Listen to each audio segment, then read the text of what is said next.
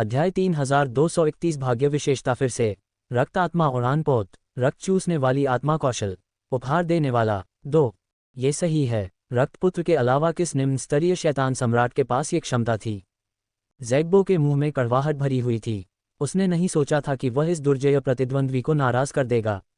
उसे हमेशा लगता था कि ज़ेबेक और दूसरों के लिए ब्लड सन को चुनौती देना बेवकूफ़ी थी। फिर भी उसने खुद ऐसा करने का फैसला किया। ये कैसा भाग्य था? क्या उसने अपना सारा भाग्य खर्च कर दिया था? यदि नहीं, तो वह इतना बदकिस्मत क्यों होगा? जब उसने ये सोचा तो उसका चेहरा और भी पीला पड़ गया। उसे ऐसा लग रहा था जैसे उसके माता पिता मर गए हों। बिना भाग्य के वह भविष्य में कैसे मजबूत बन सकता था? पहले तो उसके पास एक उच्च स्तरीय शैतान सम्राट बनने का मौका था। वह शैतान टाइटन भी बन सकता था। अब उसने परिणामों की कल्पना करने का साहस नहीं किया। यह मौत से भी 100 गुना बदतर था। ओह! रक्तदेव क्लोन ने एक कदम आगे बढ़कर पूछा, तुम मुझे पहचानते हो? हाँ, हाँ, ज़ैग्बो को होश आ गया। चाहे जो भी हो, जिंदा रहना सबसे ज़रूरी था। उसने उत्साह से सिर हिलाया। अगर मुझे पता होता कि यह रक्तपुत्र है, तो मैं इस दिव्य ज्वाला पर अपनी नज़र डालने की हिम्मत नहीं करता। सच में, रक्त देवता क्लोन मुस्कुराया। ये सच है, ये सच है। मैंने लंबे समय से रक्तपुत्र की प्रतिष्ठा के बारे में सुना है और आपकी बहुत प्रशंसा करता हूँ। ज़ाबेक, ज़ासिटाफ और अन्य लोग वास्तव में खुद को बहुत ऊंचा समझते थे और रक्तपुत्र को चुनौती देते थे। वे मौत की तलाश में थे। मुझे पता था कि वे हारने वाले थे, ज़ाग्बो ने जल्दी से कहा जब उसने देखा कि वांग टेंग अपनी पकड़ ढीली करने के संकेत दे रहा था। उसके शरीर पर काली लताओं ने भी अपनी चूसने की गति धीमी कर दी। उसे आशा की भावना महसूस हुई। क्या तुम सचमुच ऐसा सोचते हो? रक्तदेव क्लोन आश्चर्यचकित हुआ। उस समय सभी पिशाचों को उससे कोई खास उम्मीद नहीं थी। सभी प्रतिभाएं उस पर कदम रखना चाहती थीं। ये पिशाच अवश्य ही प्रतिभाशाली होगा क्योंकि वह अमर रक्त सागर में प्रवेश करने में सक्षम था। इसके अलावा उसके पास बहुत सारे खजाने थे। यह आश्चर्यजनक था। वह उसका इतना सम्मान क्यों करता था? यदि वह ये न देख पाता कि यह काला साया कितना सच्चा है, तो उसे संदेह होता कि वह व्यक्ति उसे मूर्ख बना रहा है। हालांकि वह इतनी आसानी से उस पर विश्वास नहीं करेगा। दूसरी ओर वह दूसरे पक्ष के रवैये में थोड़ी दिलचस्पी रखता था। मुझे सचमुच ऐसा ही लगता है।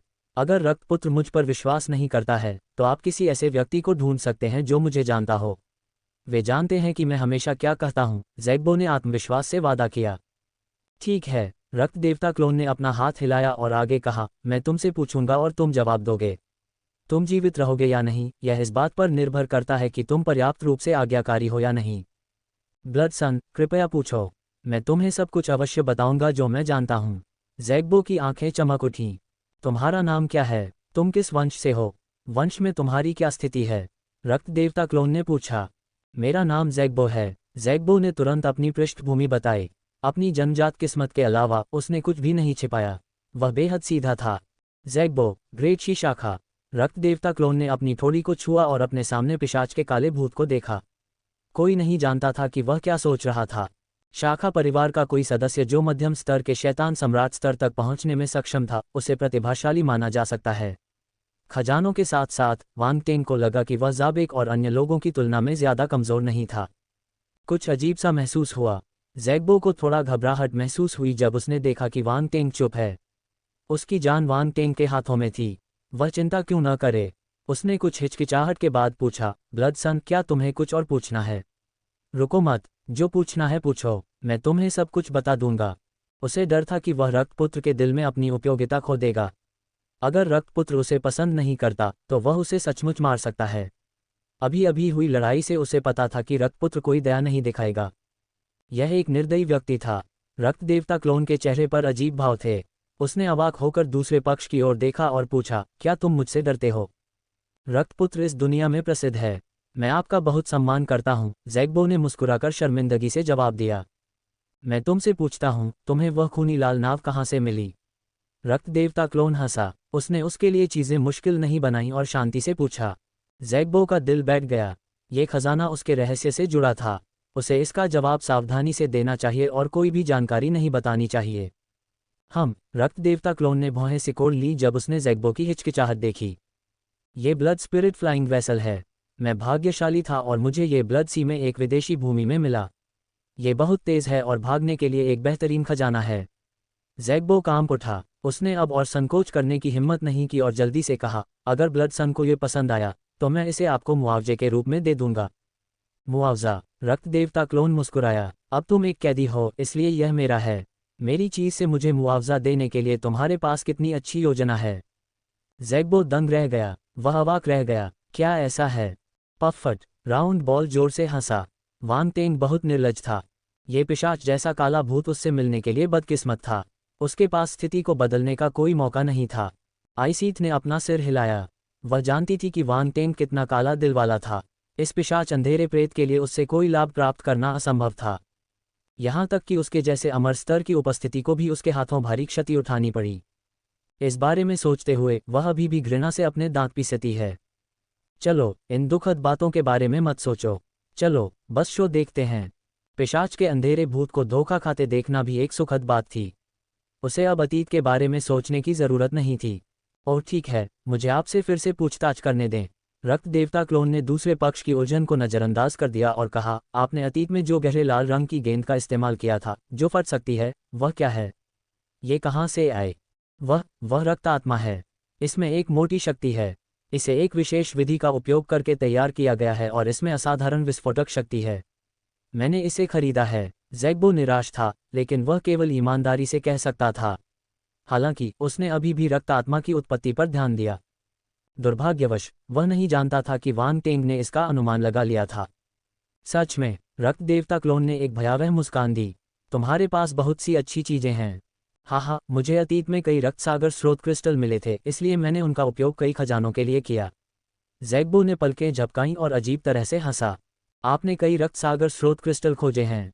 ऐसा लगता है कि आप बहुत भाग्यशाली हैं, रक्त देवता क्लोन ने शांति से कहा। यदि वह सही था, तो ये पिशाच जैसा काला भूत गुलोर जैसा भाग्यशाली प्रतिभाशाली व्यक्ति ही होगा। यदि ऐसा नहीं होता, तो वह भाग्य गुण वाले बुलबुले नहीं गिराता। सोचिए कि यह आदमी उससे यह बात छुपाना चाहता था। अन्य लोग इस दिशा में नहीं सोचेंगे, लेकिन वांग टेंग के लिए दूसरे पक्ष के पास कोई रहस्य नहीं था। भाग्य शब्द सुनते ही ज़ैग्बो के चेहरे पर मुस्कान आ गई। वह अजीब तरह से हंसा और बोला, ब्लडसन, तुम मजाक कर रहे हो। मेरी किस्मत कुछ भी नहीं है। तुम बहुत भाग्यशाली हो। तुम डार्क फ्लेम जैसी दिव्य वस्तु पाने में कामयाब हो गए। हम्फ। रक्त देवता क्लोन मुस्कुराया। उसने इनकार नहीं किया और फिर से पूछा, क्या तुमने वह ढाल भी खरीदी थी? हाँ, ये रक्तभूत शील्ड है। मैंने इसे खजाने की तिजोरी से बदला है। ज़ैग्बो केवल झूठ बोलना जारी रख सकता था जब उसने देखा कि वांग टेंग उसे जाने देने के लिए तैयार नहीं था। रक्तभूत ढाल, इसे बाहर निकालो, रक्त देवता क्लोन ने कहा। ज़ैग्बो ने इसे दूर रखने से पहले एक बार इसका इस्तेमाल किया था। इसकी रक्षा क्षमता खराब नहीं थी क्योंकि यह वांग टेंग के हमले को रोक सकता था। ज़ैग्बो ने बिना किसी हिचकिचाहट के तुरंत ढाल निकाल ली। रक्त देवता क्लोन ने अपनी आध्यात्मिक गति को जारी किया और उसे अपने ऊपर ले लिया। वह उसके सामने तैरने लगा और उसने उसका आकार देखा। ढाल पूरी तरह से खून के लाल रंग की थी। ढाल की सतह पर कई भूतिया मुखौटे उकेरे गए थे। वे घनी तरह से ढेर किए गए थे और बेहद भयानक लग रहे थे। अगर आप उन्हें ध्यान से देखें तो आपको पता चलेगा कि भूतिया मुखौटे खून और काले रूनों से बने थे। साथ ही ढाल के किनारे पर पैटर्न की तरह रून उकेरे गए थे। संपूर्ण ढाल ने लोगों को एक अजीब, खूनी और बुरी भावना दी। ये तो सर्वोच्च ग्रैंडमास्टर स्तर की ढाल होनी चाहिए, है न? रक्त देवता क्लोन की आंखें चमक उठीं। हाँ, अगर रक्तपुत्र को ये पसंद है तो मैं इसे तुम्हें देने को तैयार हूँ। नहीं, ये रक्तपुत्र का है। रक्तपुत्र इसे ले सकता है, ज़ैग्बो ने कड़वाहट से कहा। हाँ, तुम बहुत समझदार हो। रक्त देवता क्लोन ने ठहाका लगाया। ज़ैग्बो के दिल से खून बह रहा था, लेकिन वह अपनी जान बचाने के लिए इसे दिखा नहीं सकता था। वह केवल इतना कह सकता था, मैं इसे रक्तपुत्र को देने के लिए तैयार हूँ। अगर आप कर सकें तो कृपया मुझे अपनी वफादारी की प्रतिज्ञा करने का मौका दें। मैं आपके लिए कुछ भी करने को तैयार हूँ। वांग टेंग ने देवोर स्पेस में अपनी भौहें उठाईं। वह आश्चर्यचकित था। उसे उम्मीद नहीं थी कि यह पिशाच अंधेरा प्रेत ये चुनाव करेगा। उसने अपनी थोड़ी को छुआ और उसकी आंखें चमक उठीं। ओह! रक्त देवता क्लोन ने आश्चर्य से अपना मुंह फिर खोला। तुम मेरे प्रति वफादार रहना चाहते हो? हाँ, मैंने पहले ही कहा है कि मैं शुरू से ही रक्तपुत्र का बहुत सम्मान करता हूँ। अब जब मुझे आपके प्रति वफादार होने का मौका मिला है तो मैं इसे जाने नहीं दूंगा।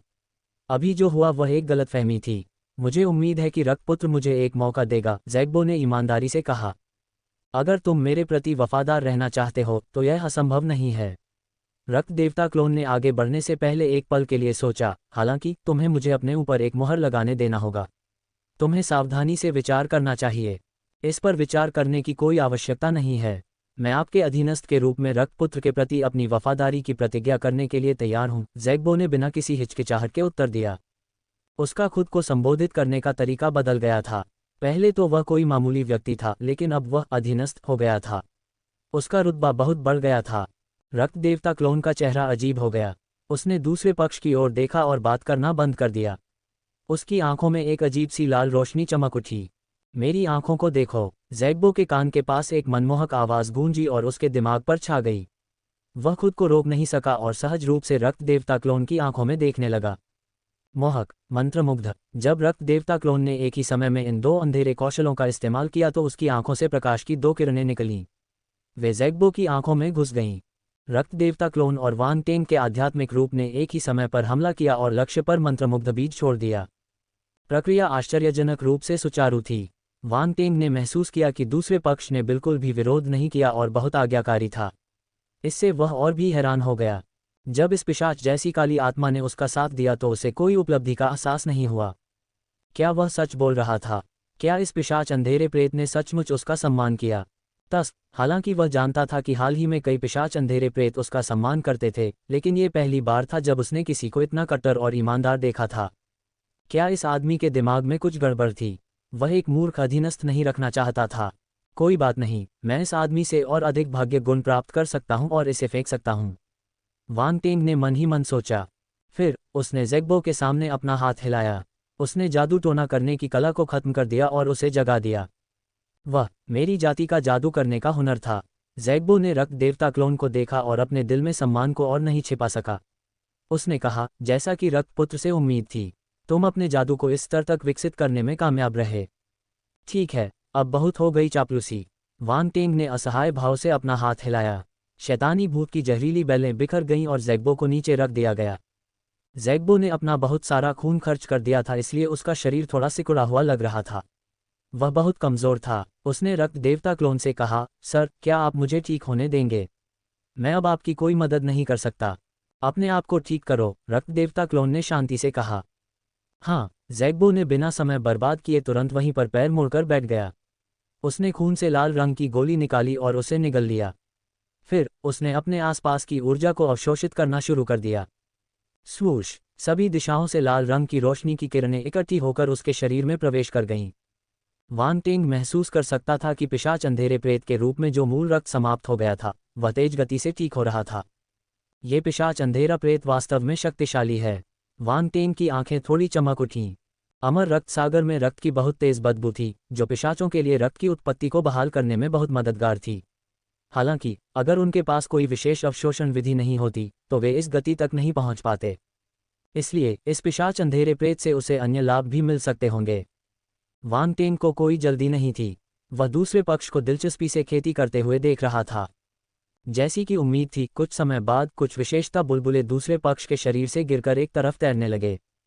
वान टेंग ने अपनी आध्यात्मिक गति को मुक्त किया और गुण बुलबुले को उठा लिया। रक्त चूसने वाली आत्मा कौशल 1500, रक्त चूसने वाली आत्मा कौशल 1200, रक्त चूसने वाली आत्मा कौशल 1600, खून चूसने वाली आत्मा का हुनर। वान टेंग की आंखें चमक उठीं। उसके मन में एक रहस्यमयी ज्ञान प्रकट हुआ। ये कौशल विशेष रूप से रक्त चूसने के लिए प्रयोग किया जाता था। यदि वह इस कौशल का उपयोग रक्त को अवशोषित करने के लिए करता तो उसकी गति सामान्य से कम 3 गुना अधिक होती। निस्संदेह इस शास्त्र पर जितनी अधिक महारत होगी, अवशोषण और परिशोधन की गति उतनी ही तेज होगी। बुरा नहीं है, वान टेंग संतुष्ट था। उसने विशेषता बोर्ड पर नजर डाली। रक्त चूसने वाली आत्मा कौशल उच्च स्तरीय शैतान सम्राट 300/5000 विशिष्ट 4300 अंकों की विशेषताओं ने वान टेंग को इस कौशल में महारत हासिल करने में मदद की, ताकि वह बुनियादी स्तर से विशेषज्ञ स्तर तक पहुंच सके। इस कौशल की दक्षता में जबरदस्त वृद्धि हुई। वान टेंग को आत्मज्ञान प्राप्त हो गया।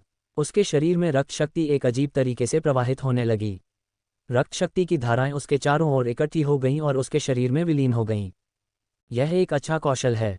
यहाँ तक कि मुख्य शरीर भी इसका उपयोग कर सकता है। इसका उपयोग मूल रक्त को अवशोषित करने और निकालने के लिए किया जा सकता है। वान टेंग की नज़रें चमक उठीं। वह बहुत खुश था। उसके पास विश्वभक्षक दिव्य क्षमता थी, इसलिए वह सभी प्रकार की शक्तियों को अवशोषित और परिष्कृत कर सकता था। उसकी गति पहले से ही एक सामान्य व्यक्ति की तुलना में तेज थी। रक्त चूसने वाली आत्मा कौशल के साथ वह अपने मूल रक्त को तेजी से संघनित करने में सक्षम होगा। रक्त चूसने वाली आत्मा कौशल अधिक लक्षित थी। इस समय ज़ैग्बो ने धीरे से अपनी आंखें खोलीं। उसकी शक्ल सामान्य हो गई थी। ये स्पष्ट था कि उसके शरीर में मूल रक्त की पूर्ति हो गई थी।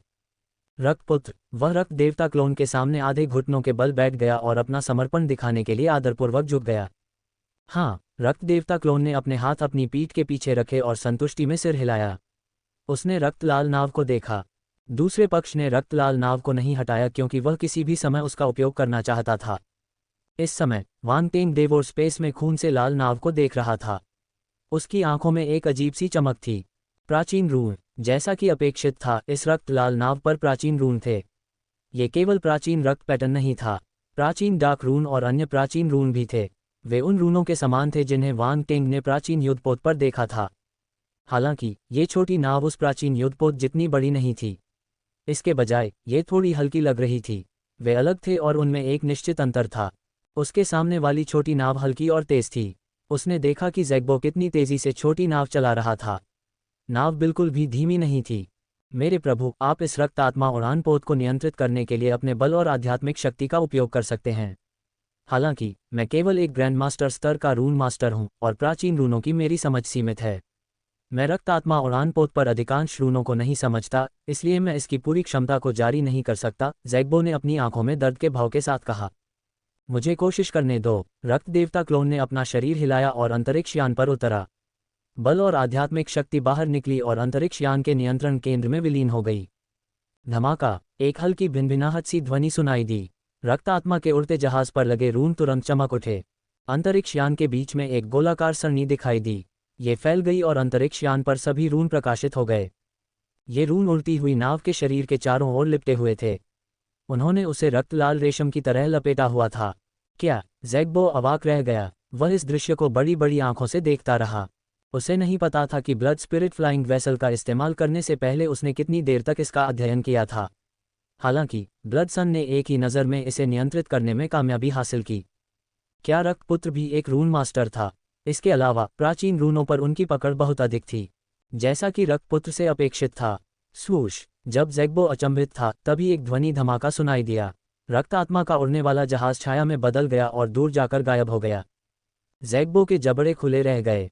वह जानता था कि अगर वह ब्लड स्पिरिट फ्लाइंग वेसल को पूरी तरह से नियंत्रित कर लेता है तो वह एक भयावह गति तक पहुंचने में सक्षम हो जाएगा, लेकिन उसने यह उम्मीद नहीं की थी कि यह इतनी तेज होगी। यह मेरा रक्त आत्मा उड़ान पोत है। ज़ैग्बो का दिल इतना दुख रहा था कि वह सांस नहीं ले पा रहा था। ये खजाना पहले से ही उसके हाथ में था, लेकिन यह उड़ गया। ये सचमुच उड़ गया। यद्यपि उसने रक्त देवता क्लोन के सामने समर्पण करने का निर्णय लिया था, फिर भी जब उसने इस खजाने को इस तरह से अपने से दूर जाते देखा तो उसका हृदय टूट गया। स्वूश, ध्वनि की गड़गड़ाहट फिर से सुनाई दी। ब्लड स्पिरिट फ्लाइंग वेसल दूर से वापस उड़ी और ज़ैग्बो के सामने उतरी। रक्त देवता क्लोन संतुष्ट होकर उड़ती हुई नाव से उतरा। उसकी आंखें खुशी से भरी हुई थीं।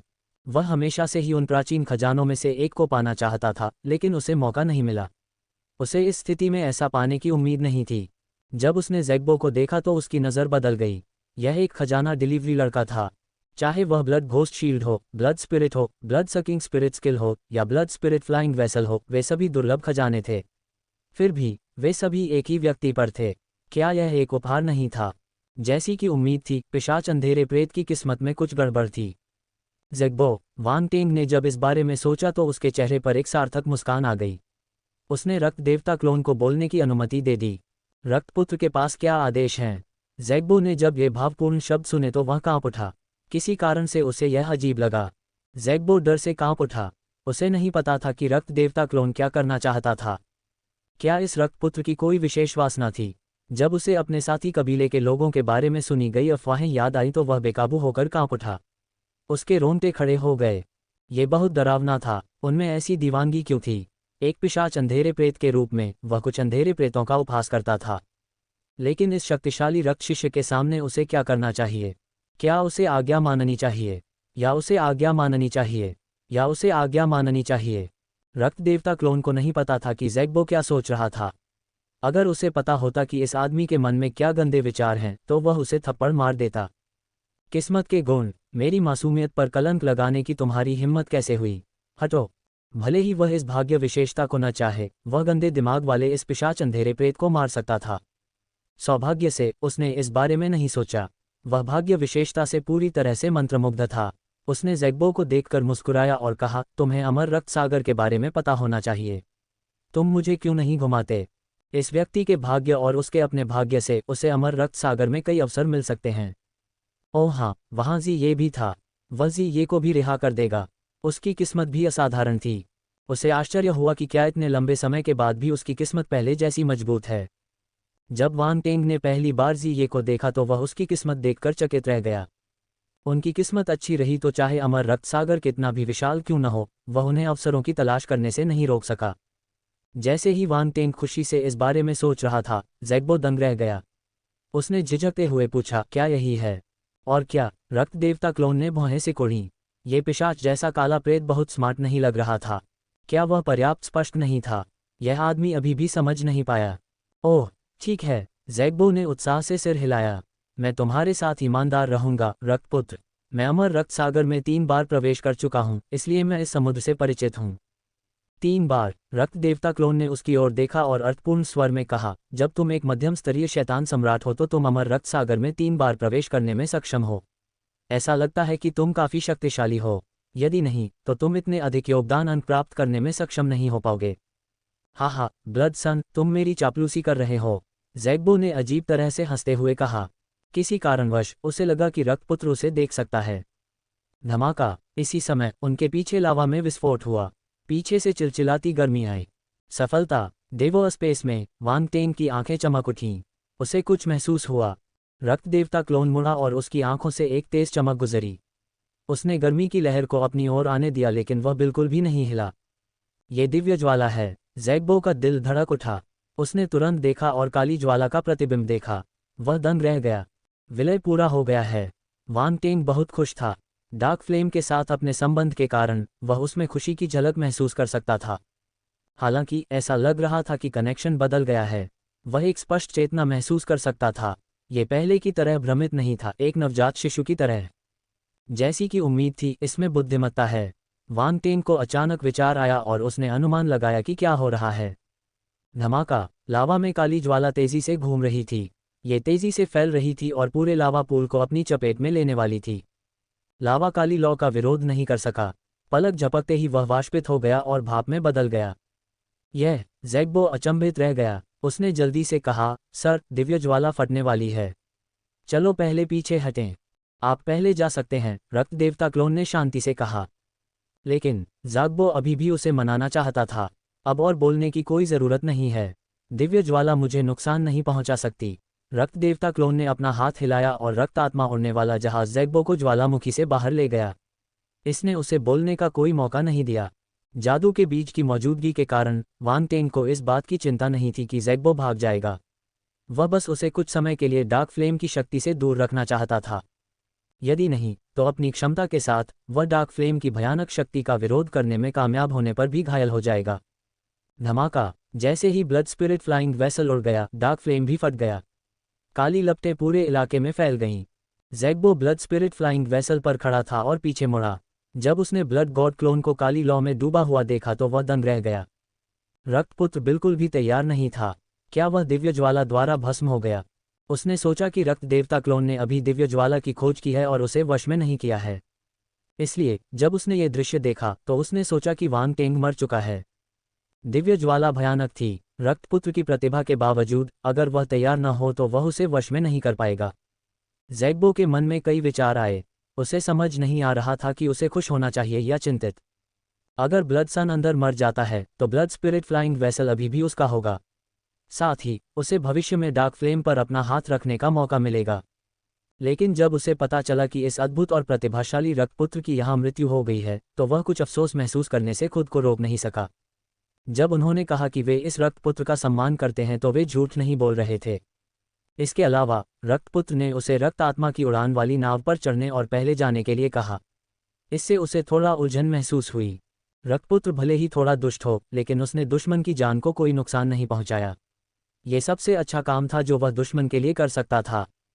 ध्यान रहे, वह डार्क फ्लेम को छीनने की योजना बना रहा था। अन्य प्रतिभाएं उसे बहुत पहले ही मार चुकी होतीं। वे उसे जाने नहीं देते। Swoosh! Blood spirit flying vessel crater से बाहर निकलकर समुद्र में घुस गया। हालांकि ये रुका नहीं, यह आगे भी उड़ता रहा और आखिरकार हजारों मीटर तक उड़ने के बाद रुक गया। धमाका! क्रेटर से काली लपटें निकलकर पूरे समुद्र में फैल गईं। लाल समुद्री पानी एकदम काला हो गया। ये भयावह और भयानक लग रहा था। आह! ज़ैग्बो ये दृश्य देखकर अचंभित रह गया। उसने बेकाबू होकर आह भरी। रक्तपुत्र खुद को बहुत ज्यादा आंक रहा था। ये दिव्य ज्वाला बहुत भयानक है।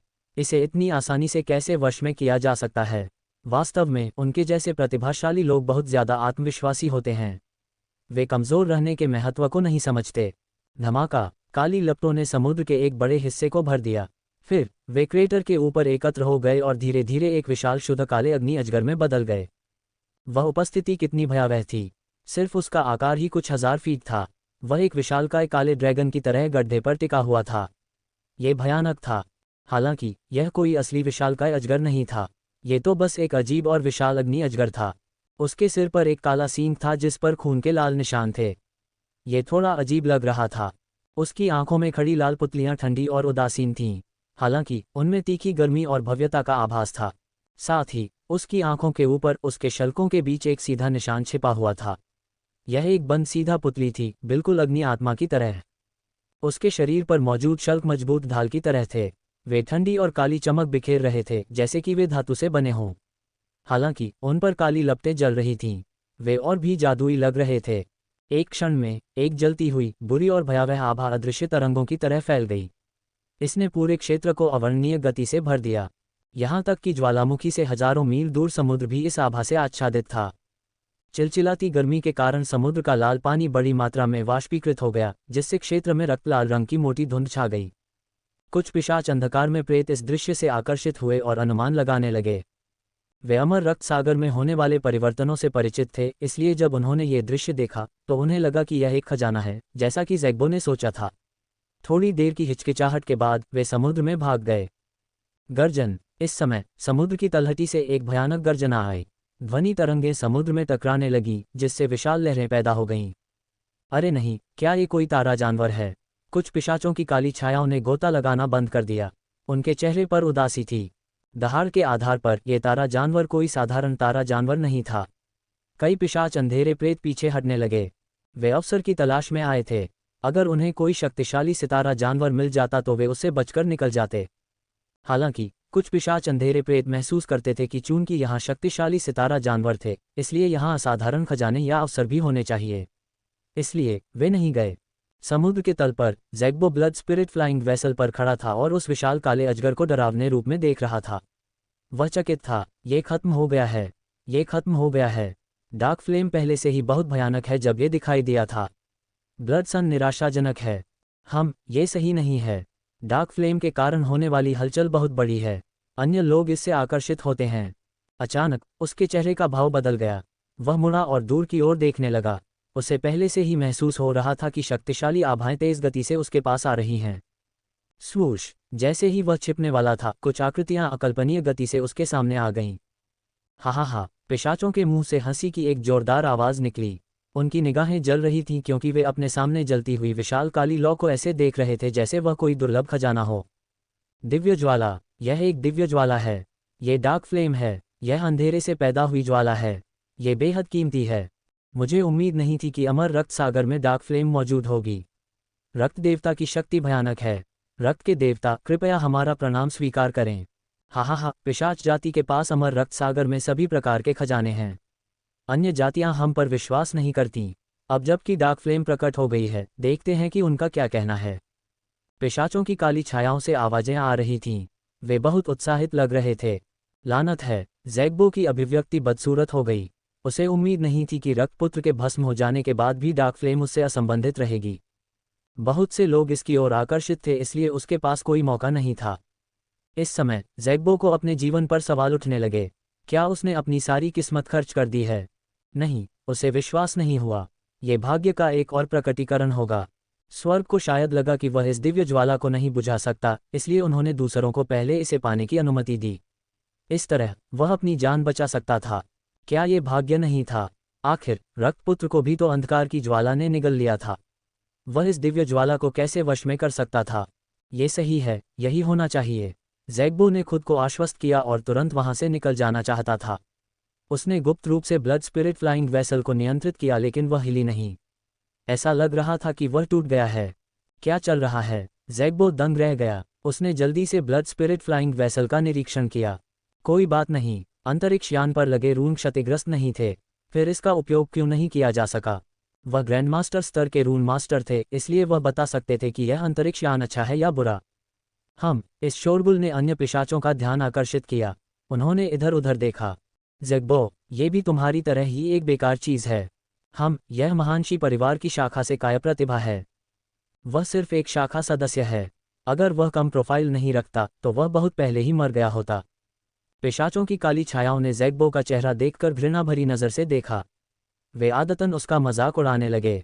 ज़ैग्बो का चेहरा बदसूरत हो गया। उसे इसकी आदत थी, इसलिए वह कोई भी जल्दबाजी नहीं करेगा। हालांकि उसके नीचे मौजूद अंतरिक्ष यान में क्या खराबी थी? वह बहुत देर तक सक्रिय रहने के बाद भी आगे नहीं बढ़ पा रहा था। इससे वह चिंतित हो गया। ज़ैग्बो, क्या तुमने सबसे पहले इस डार्क फ्लेम की खोज की थी? एक पिशाच उदास प्रेत ने उदासीनता से पूछा, जैसे वह कोई आदेश दे रहा हो। ये सुनकर अन्य अंधेरे प्रेत इधर उधर देखने लगे। उनकी दुर्भावनापूर्ण निगाहें ज़ैग्बो पर टिक गईं। ज़ैग्बो कांप उठा। उसका सिर सुन्न हो गया। उसे पता था कि काली छायाएं उसे आसानी से जाने नहीं देंगी। वे हमेशा से ऐसे ही थे। पिशाच अहंकारी थे। वे उन लोगों को नीची नज़र से देखते थे जो उनसे कमतर पृष्ठभूमि से आते थे, खासकर तब जब उन लोगों की योग्यता उनसे ज़्यादा न हो। ऐसे लोगों को नीची नज़र से देखा जाता था। इन वर्षों में ज़ैग्बो ने उन्नति तो की, लेकिन उसे अनेक अन्यायों का सामना करना पड़ा। यदि वह सतर्क और भाग्यशाली न होता तो वह आज तक जीवित नहीं रह पाता। अब उसे लगा कि उसने अपने जीवन में सबसे बड़े खतरे का सामना किया है। वह अपने सबसे बड़े भागने के खजाने, रक्त आत्मा उड़ान पोत को नहीं हिला सकता था। वह अपने साथी कबीले के लोगों के पीछा से बच नहीं सकता था। वे दूसरों को डार्क फ्लेम के बारे में जानने की अनुमति नहीं देंगे। अरे, हमें क्या करना चाहिए? ज़ैग्बो ने ब्लड स्पिरिट फ्लाइंग वेसल से बेतहाशा आग्रह किया। वह चिंतित था। चल, तू क्यों नहीं चल रहा है? अरे, क्या मैं सचमुच यहाँ मरने जा रहा हूँ? नहीं, शांत हो जा, मुझे शांत होना चाहिए। उसने गहरी सांस ली और शांत होने की पूरी कोशिश की। उसके मन में कई विचार आए। यह उड़ने वाली नाव। अचानक पिशाचों की काली छायाओं ने कुछ नोटिस किया। उनकी आंखें चमक उठीं। मुझे याद है कि ज़ैग्बो के पास एक खजाना है जो भागने के लिए बहुत उपयुक्त है। क्या ये नाव है? मुझे ऐसा लगता है। अंतरिक्ष यान पर मौजूद रून प्राचीन रून होने चाहिए। वे रहस्यमय और जटिल हैं। यह अंतरिक्ष यान सरल नहीं है। देखो, उस उड़ने वाली नाव में कुछ गड़बड़ है। ये चल नहीं सकती, वरना ये काया भाग जाता। हा, स्वर्ग हमारी मदद कर रहा है। इस उड़ने वाली नाव के बिना उसे नीचे उतारना हमारे लिए बहुत आसान होगा। पिशाचों की काली छायाएं लालच भरी आंखों से उड़ती हुई नाव को घूर रही थीं। वे निडरता से चर्चा कर रहे थे। उन्हें इस बात का डर नहीं था कि ज़ैग्बो उनकी बात सुन लेगा। कमीने! ज़ैग्बो का चेहरा बदसूरत हो गया। वह हताश हो गया। चलो ऐसा करते हैं, हम जितना इंतजार करेंगे उतनी ही अधिक परेशानियां होंगी। हमें उसे आज भागने नहीं देना चाहिए। पिशाच अंधेरे प्रेत एक दूसरे के साथ नज़रों का आदान प्रदान किया और ठंडे स्वर में कहा, मैं उसे लंबे समय से नापसंद करता रहा हूँ। ये काय पिशाच जाति के लिए कलंक है। चलो आज ही उससे छुटकारा पा लेते हैं ताकि वह हमें शर्मिंदा न करे।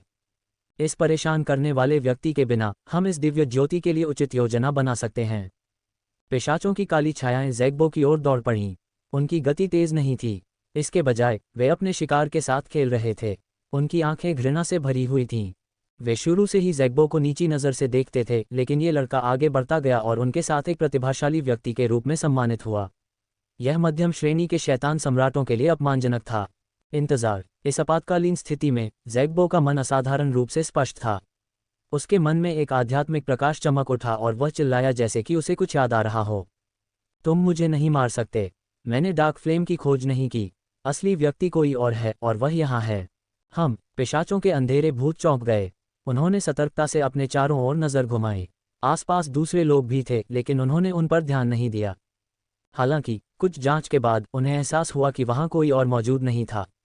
पिशाच अंधेरे प्रेत गंभीर भावों के साथ ज़ैग्बो को घूर रहे थे। आपने हमसे झूठ बोलने की हिम्मत कैसे की? मैं तुमसे झूठ क्यों बोलूं? तुम्हें क्यों लगता है कि मैं अभी भी यहाँ हूँ? क्या तुम्हें सच में लगता है कि मेरी उड़ने वाली नाव टूट गई है? अपना दिमाग लगाओ। ज़ैग्बो ने खुद को शांत करने के लिए मजबूर किया। उसने अपनी छाती के सामने अपनी बाहें क्रॉस की और अपने प्रतिद्वंद्वी को ठंडेपन से देखा। असंभव, तुम्हारा कोई और साथी नहीं है। क्या तुम्हें लगता है कि हम नहीं जानते? एक पिशाच अंधेरे प्रेत ने कहा। तुम्हें क्या पता? ज़ैग्बो ने हंसते हुए कहा। उसका चेहरा तिरस्कार से भरा हुआ था। मैं तुम्हें बता दूं, मैंने पहले ही रक्तपुत्र के प्रति वफादारी की प्रतिज्ञा कर ली है। अगर नहीं, तो क्या तुम्हें लगता है कि मैं इस डार्क फ्लेम को उजागर कर सकता था? रक्तपुत्र, पिशाच अंधेरे प्रेत हैरान थे। ब्लड सन हाल ही में बहुत मशहूर हुआ था, यहाँ तक कि वेनस्टोन परिवार की शीर्ष प्रतिभा ज़ेकर ली भी उससे हार गई। उनकी क्षमता की तुलना भी उससे नहीं की जा सकती थी। इसलिए जब उन्होंने रक्तपुत्र का नाम सुना तो पिशाच अंधेरे प्रेत चकित हो गए। वे तनाव में आ गए। ब्लड सन यहाँ है। पिशाचों के चेहरे के भाव बदल गए। वे ज़ैग्बो को ध्यान से देख रहे थे, ये देखने की कोशिश कर रहे थे कि क्या वह यहाँ है। यदि रक्तपुत्र सचमुच यहाँ होता तो वे भारी संकट में पड़ जाते। बेशक ज़ैग्बो शांत और संयमित रहा। वह झूठ नहीं बोल रहा था। रक्तपुत्र वास्तव में यहाँ था। पिशाचों की काली छायाएं दुविधा में थीं। वे सतर्कता से अपने आसपास का निरीक्षण कर रहे थे। माहौल तनावपूर्ण हो गया। ज़ैग्बो ने पीछे हटे बिना दूसरे पक्ष की ओर देखा। उसका दिल जोर से धड़क रहा था और उसकी पीठ ठंडे पसीने से भीग रही थी। अगर वह इन लोगों को नहीं डराता तो वह मर जाएगा। समय धीरे धीरे बीतता गया। दोनों पक्ष एक मत थे। किसी की हिम्मत नहीं हुई कि वह आगे बढ़कर कुछ करे। ये पिशाच अंधेरे प्रेत रक्त देवता क्लोन से डरते थे। उन्होंने रक्त देवता क्लोन के बारे में सुना था। जो लोग उसे चुनौती देने की हिम्मत करते थे वे भयानक स्थिति में पहुंच जाते थे। अगर वे अभी कार्रवाई करते तो परिणाम अप्रत्याशित होते। यह असंभव है। अगर रक्तपुत्र यहाँ है तो वह क्यों नहीं दिखाई देगा? कुछ समय बाद एक पिशाच अंधेरा प्रेत इसे और सहन नहीं कर सका। उसने ज़ैग्बो को घूरा और अपने दांत पीस लिए। ब्लड सन डार्क फ्लेम को वश में कर रहा है, इसलिए वह अभी दिखाई नहीं दे सकता। यदि आप उससे मिलने की जल्दी में हैं तो आप अंदर जाकर उसे ढूंढ सकते हैं, ज़ैग्बो ने व्यंग्य किया। तुम्हारी हिम्मत कैसे हुई हमें बेवकूफ़ बनाने की? एक पिशाच जैसी काली आत्मा ने हरे चेहरे के साथ ठंडे स्वर में कहा। मैं तुम्हारे साथ मजाक नहीं कर रहा हूँ। ब्लड सन ही वह कारण है जिसके कारण डार्क फ्लेम भड़की, ज़ैग्बो ने शांति से कहा। उसे इस बात की चिंता नहीं थी कि वे उस पर हमला करेंगे। जिसकी उपस्थिति कमजोर होगी वह हार जाएगा। यह उपस्थिति की प्रतियोगिता थी। जब तक उन्हें पता था कि रक्तपुत्र अभी भी अंधेरे की लौ में है, वे कुछ करने की हिम्मत नहीं करेंगे। अगर वे ऐसा करते हैं तो उन्हें रक्तपुत्र के क्रोध को झेलने के लिए तैयार रहना होगा। जैसा कि अपेक्षित था, पिशाच के अंधेरे भूत चुप हो गए। उनके हाव भाव बदलते रहे, जैसे कि उन्होंने रंगाई का घर खोल दिया हो। उन्होंने एक दूसरे को देखा और आवाज़ के जरिए संवाद किया। हालांकि उन्होंने कोई हरकत करने की हिम्मत नहीं की। काय करते, क्या ये हो सकता है कि रक्तपुत्र सचमुच अंधकार में ज्वाला में है? यह ज़ैग्बो रक्तपुत्र के साथ कब शामिल हुआ? ये संभव है। दूसरे पक्ष की कोई पृष्ठभूमि नहीं है। ब्लड सन के साथ जुड़ना एक अच्छा विकल्प है। लानत है, अगर वह सचमुच रक्तपुत्र है तो ये परेशानी का सबब बन जाएगा। तुम किस बात से डरते हो? भले ही रक्तपुत्र यहाँ है, वह डार्क फ्लेम को वश में नहीं कर सकता। पर्याप्त तैयारी के बिना, चाहे वह कितना भी प्रतिभाशाली क्यों न हो, उसे डार्क फ्लेम निगल जाएगी। ये सही है। मुझे लगता है कि ज़ैग्बो को मारना बेहतर है। उसे मारने के बाद हम इस जगह को छोड़ देंगे और बाद में डार्क फ्लेम की जांच करने के लिए वापस आएंगे। डार्क फ्लेम ने बहुत बड़ा हंगामा मचाया है और अन्य लोगों को आकर्षित करेगा। ये कहना मुश्किल है कि डार्क फ्लेम किसे मिलेगा। उन्होंने कुछ देर तक विचार विमर्श किया और अंततः अपना निर्णय लिया। ज़ैग्बो को घूरते हुए उनकी निगाहें ठंडी हो गईं। ज़ैग्बो को बुरा लग रहा था। उसकी रीढ़ की हड्डी से लेकर सिर के ऊपरी हिस्से तक ठंडक पहुंच गई।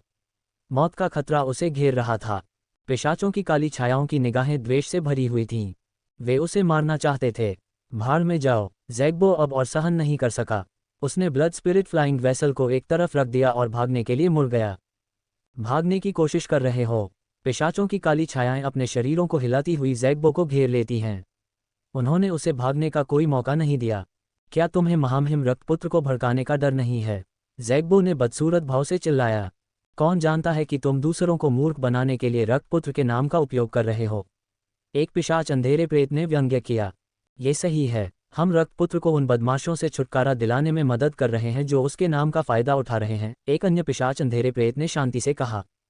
ज़ैग्बो क्रोधित हो गया। ये कमीने बेशर्म थे। उन्हें उसे वापस चबाने की हिम्मत कैसे हुई? मरना। पिशाचों ने बिना समय बर्बाद किए चिल्लाते हुए ज़ैग्बो की ओर दौड़ पड़े। बूम बूम बूम, एक बहुत बड़ी लड़ाई शुरू हुई। हालांकि ज़ैग्बो अकेला था, उसके पास कई कौशल थे। वह अस्थायी रूप से उनके हमलों का विरोध करने में कामयाब रहा। बल का अवशिष्ट प्रभाव लगातार फैलता गया, जिससे समुद्र में भयावह अंतर्धाराएं उत्पन्न हो गईं। ज़ैग्बो ने प्रतिरोध करने की पूरी कोशिश की। वह अपना तुरुप का पत्ता इस्तेमाल करता रहा, लेकिन कुछ समय बाद वह और प्रतिरोध नहीं कर सका। वह अपने विरोधियों के हमलों से घायल हो गया और उसके मुंह से खून की उल्टी हुई। वह गंभीर रूप से घायल हो गया। मर जाओ, एक पिशाच जैसा काला भूत भयानक ढंग से मुस्कुराया और ज़ैग्बो के दिल पर पंजा मारने लगा। धमाका, खून प्रकट हुआ और एक पंजे के रूप में एकत्रित हो गया। ये हमला उसका दिल खोदने के लिए काफ़ी था। वह इस काय के दिल का स्वाद चखना चाहता था। क्या मैं मरने जा रहा हूँ? ज़ैग्बो ने खून के पंजे को तेज़ रफ्तार से अपनी ओर उड़ते हुए देखा। उसका चेहरा पीला पड़ गया और उसका दिल अनिच्छा से भर गया। इस अवस्था तक पहुंचने तक वह हर कदम पर बहुत सावधान रहा। उसे उम्मीद नहीं थी कि आज उसकी मौत हो जाएगी। मैं इसे स्वीकार नहीं कर सकता। ज़ैग्बो के दिल में गुस्से की दहाड़ गूंज उठी। धमाका, अचानक पिशाचों के अंधेरे भूतों के पीछे एक जोरदार विस्फोट की आवाज़ सुनाई दी। इससे पहले कि वे कुछ समझ पाते, एक चिलचिलाती गर्मी उनकी ओर बढ़ने लगी। अरे नहीं! पिशाचों के चेहरे के भाव बदल गए। उन्हें बुरा लग रहा था। ज़ैग्बो की आंखों में एक ऐसा दृश्य दिखाई दिया जिसे वह जीवन भर याद रखेगा। वह अचंभित था। उसके मन में एक अविश्वसनीय विचार आया। क्या रक्तपुत्र अभी भी जीवित था? गर्जन, एक अजीब और भयंकर दहाड़ सुनाई दी। शुद्ध काली ज्वाला से बना विशाल अजगर पिशाचों पर टूट पड़ा और उन्हें निगल गया। गर्जन, गर्जन, पिशाचों की काली छायाओं ने खतरे को भांप लिया और गुस्से में दहाड़ने लगे। जब उन्होंने भयानक गर्मी का प्रतिरोध करने की कोशिश की तो उनके शरीर से शक्ति फूट पड़ी। हालांकि अग्नि आत्मा के साथ विलीन हुई काली ज्वाला असाधारण रूप से भयानक थी। इसने पिशाचों के अंधेरे भूतों की सुरक्षा को तोड़ दिया और उन्हें पूरी तरह से अपने आगोश में ले लिया। काली लपटों ने उनके शरीर को जला दिया। आह! पीड़ा की चीखें लगातार सुनाई दे रही थीं। ज़ैग्बो वहीं पर अचंभित होकर खड़ा था। काली ज्वाला वाला विशालकाय अजगर उस पर आक्रामक तरीके से हमला करने लगा, लेकिन पिशाच के काले भूतों को निगलने के बाद वह उसके सामने ही रुक गया। इससे उसे कोई नुकसान नहीं हुआ। इससे पहले कि वह अपना होश संभाल पाता, अगले ही पल एक रक्तलाल आकृति धीरे धीरे विशालकाय अजगर के सिर के ऊपर प्रकट हुई और उसकी ओर देखने लगी। ब्लड सन! ज़ैग्बो आश्चर्यचकित और उत्साहित था। वह तुरंत घुटनों के बल बैठ गया। रक्तपुत्र सचमुच जीवित था। ऐसा लग रहा था कि उसने डार्क फ्लेम को वश में कर लिया है। अविश्वसनीय! कितना समय बीत गया था। रक्तपुत्र ने डार्क फ्लेम को वश में करने में कामयाबी हासिल की। उसने पहले कभी किसी ऐसे व्यक्ति के बारे में नहीं सुना था जिसने दिव्य ज्वाला को वश में करने में इतना कम समय लिया हो। यह अविश्वसनीय था। उसी समय उसके हृदय में विपत्ति से बच जाने की खुशी प्रकट हुई। चूंकि रक्तपुत्र अभी जीवित था, इसलिए उसके जीवन के बारे में चिंता करने की कोई बात नहीं थी। रक्तपुत्र, काली लपटों में लिपटे पिशाचों के अंधेरे भूत दर्द और आश्चर्य में थे। उन्होंने रक्त देवता क्लोन को देखा और बेकाबू होकर चिल्लाने लगे। रक्तपुत्र सचमुच यहाँ था। धत्तेरी की! यदि उन्हें पता होता कि ऐसा होगा तो वे कार्रवाई करने का साहस नहीं करते। एक पल में ही पिशाचों के अंधेरे भूत निराशा और भय से भर गए। वे दया की भीख मांगने लगे। रक्तपुत्र, मुझे छोड़ दो। हम दोबारा ऐसा करने की हिम्मत नहीं करेंगे। खून के बेटे, कृपया हमें छोड़ दो। महाराज रक्तपुत्र, यह एक गलतफहमी है। हम क्षतिपूर्ति करने को तैयार हैं। समुद्र की तलहटी में दया की भीख और पीड़ा की चीखें गूंज रही थीं। पिशाचों की काली छायाएं काली लपटों में डूब गई थीं। ये दृश्य देखकर ज़ैग्बो अचंभित रह गया। वह शांत नहीं रह सका। उसे अचानक सौभाग्यशाली महसूस हुआ। सौभाग्य से उसने रक्तपुत्र के सामने कठोर व्यवहार नहीं किया और तुरंत हार स्वीकार कर ली। यदि ऐसा नहीं होता तो उसे भी वही यातना सहनी पड़ती। दिव्य ज्योति का जलना और झुलसना देखना दर्दनाक था। वह वैसे भी इसे सहन नहीं करना चाहती थी। बुद्धिमान व्यक्ति परिस्थितियों के आगे झुक जाता है। वह इस तर्क को बहुत पहले ही समझ गए थे। दुर्भाग्य से उन लोगों के खानदान कुलीन थे और वे बहुत घमंडी और अहंकारी थे। जब तक वे मरने वाले न हों, वे दया की भीख नहीं मांगते। उसने काली लपटों में घिरे काले भूतों को देखा और प्रसन्न हुआ। अहंकारी होने का यही अंजाम होता है। देखते हैं अब जब खून का बेटा यहाँ है तो तुम कैसे मरते हो। रक्तपुत्र, मुझे छोड़ दो। चाहे पिशाचों ने कितनी भी कोशिश की हो, वे काली लपटों से छुटकारा नहीं पा सके। वे केवल दया की भीख ही मांग सकते थे। वे भागने की हिम्मत नहीं कर पाए। सभी जानते थे कि रक्तपुत्र कितना शक्तिशाली था। वे भाग नहीं सकते थे। यदि वे भाग भी गए तो भी उनकी स्थिति दयनीय हो जाएगी, क्योंकि उनके शरीर पर लगी दिव्य ज्वाला उनसे मुक्त नहीं हुई। आप बहुत साहसी हैं। तुम्हारी हिम्मत कैसे हुई मुझ पर हमला करने की जब तुम्हें पता है कि मैं यहाँ हूँ। रक्त देवता क्लोन काले विशाल अजगर के सिर पर खड़ा था और शांति से कहा, खून का बेटा, खून का बेटा, यह एक गलतफहमी है। हम दोबारा ऐसा करने की हिम्मत नहीं करेंगे। रक्तपुत्र, कृपया हमें छोड़ दो। हम अपनी गलती जानते हैं। रक्तपुत्र, कृपया हमें जाने दो। हम आपके प्रति वफादार रहने को तैयार हैं। कृपया हमें एक मौका दो। ये सही है, ये सही है। हम रक्तपुत्र के प्रति वफादार रहने को तैयार हैं। कृपया दया दिखाएं। पिशाचों की काली छायाएं एक के बाद एक घुटनों के बल बैठ गईं।